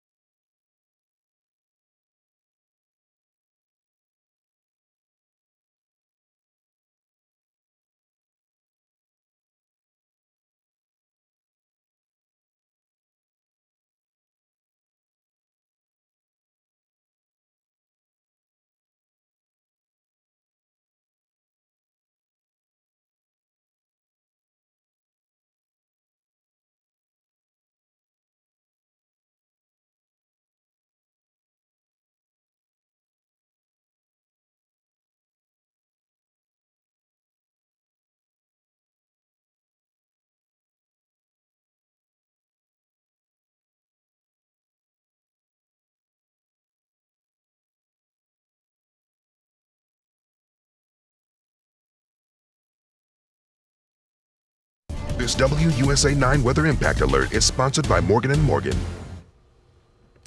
We are staying on top of a weather impact alert here, from freezing temps to treacherous roads. And several states across the nation are waking up to remnants of an Arctic blast as well. This is a live look at Nashville right here, one of the cities hit the hardest by this storm. My old stomping grounds. I used to live there. Looks Spent pretty good. four good years there. Looks pretty good today, though, in your old area. Yeah, but I will tell you, it does get cold there. The high impact storm brought snow, ice, and freezing rain to nearly half the country, including the DMV. Officials say at least 4 people were killed in Louisiana, Kansas, North Dakota, and Massachusetts. Mary, the storm itself has moved up, but the brutal cold is still very much here, making cleanup like impossible in some areas. Yeah, definitely, because you've got snow, then you had some sleet on top. Some areas even got freezing rain. On radar right now, we see some clouds over our area. There is a thin band of snow from Richmond stretching into southern Maryland. Aside from that, we are mainly dry as that system continues to push over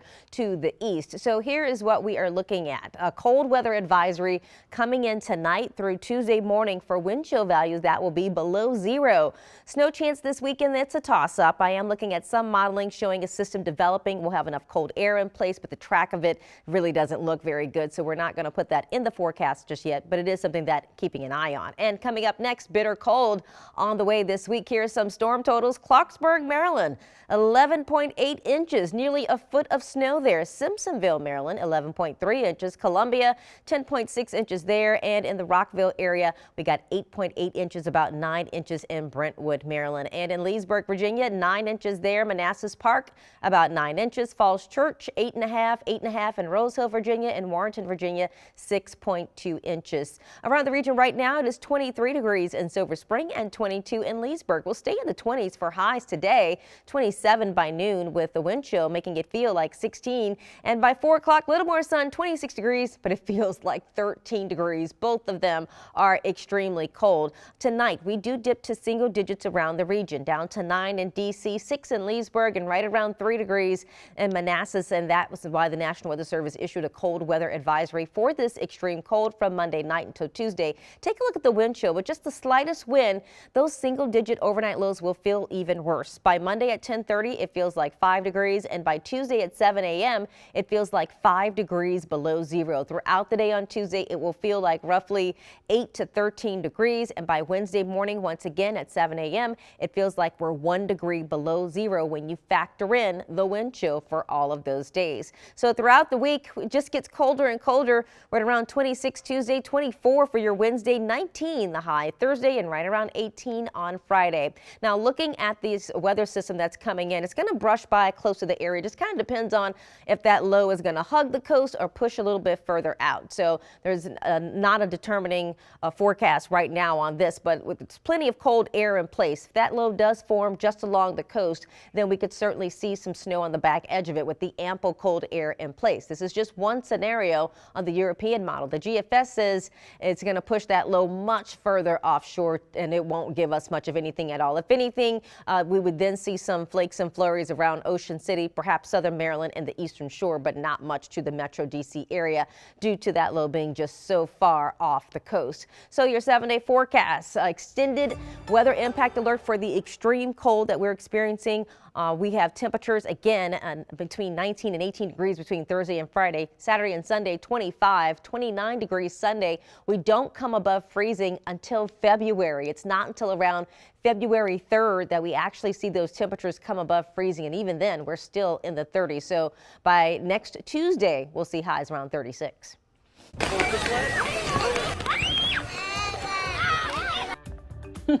All the emotions. Yes.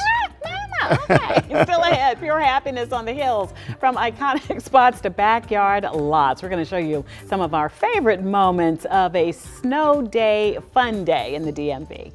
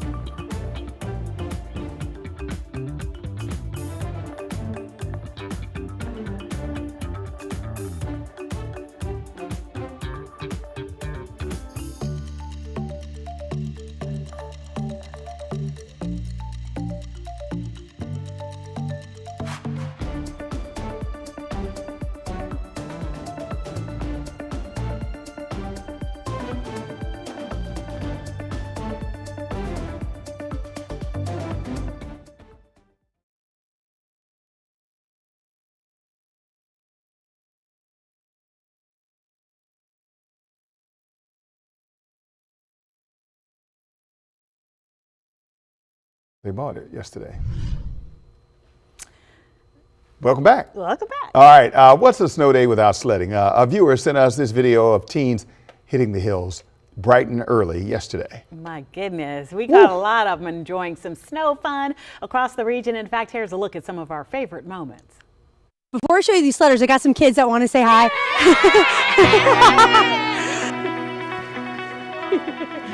Oh, we got the tubes out.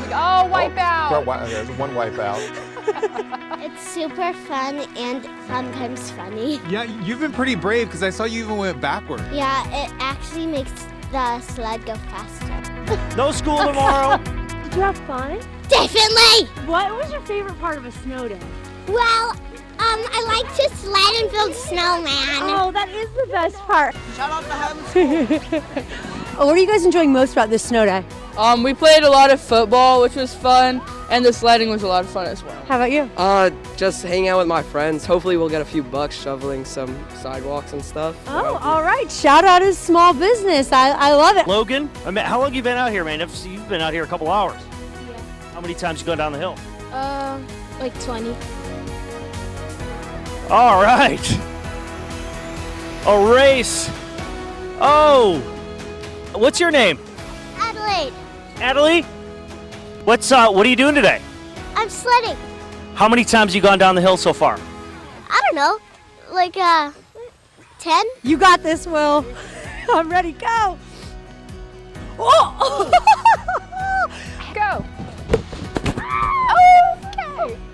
Okay, we're gonna work on your floor. What do you guys think? I can make it, right? Yeah? So before I let you guys go, I have my bowl of pho. Oh no.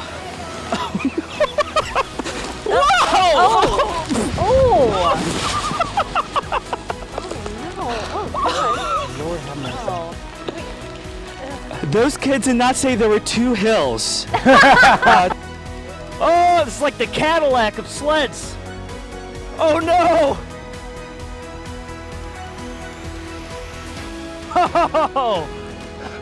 Okay, here we go. All right, y'all. Here we go. There All we right. go. You ready? Yeah, ready. Here we go. Go. You know what? That was Good pretty enough. good. Bravo. Channel 9, back to you. Keeping it chic. That's our Raphael. Okay. He's like, let me do a That's little right. slide in. And Appetizer version of a slide. So much fun. I say it 100 times, like when we see it. We need to play more as adults. We really do. We need to play Have more fun. Yeah, and Yeah. take the joy out of something that could be Absolutely. kind of rough. Okay. Yes. All righty. And with that, we thank you so much for joining us on this Monday. We're always streaming on WUSA 9 Plus for you. Locked On Sports Today is streaming next.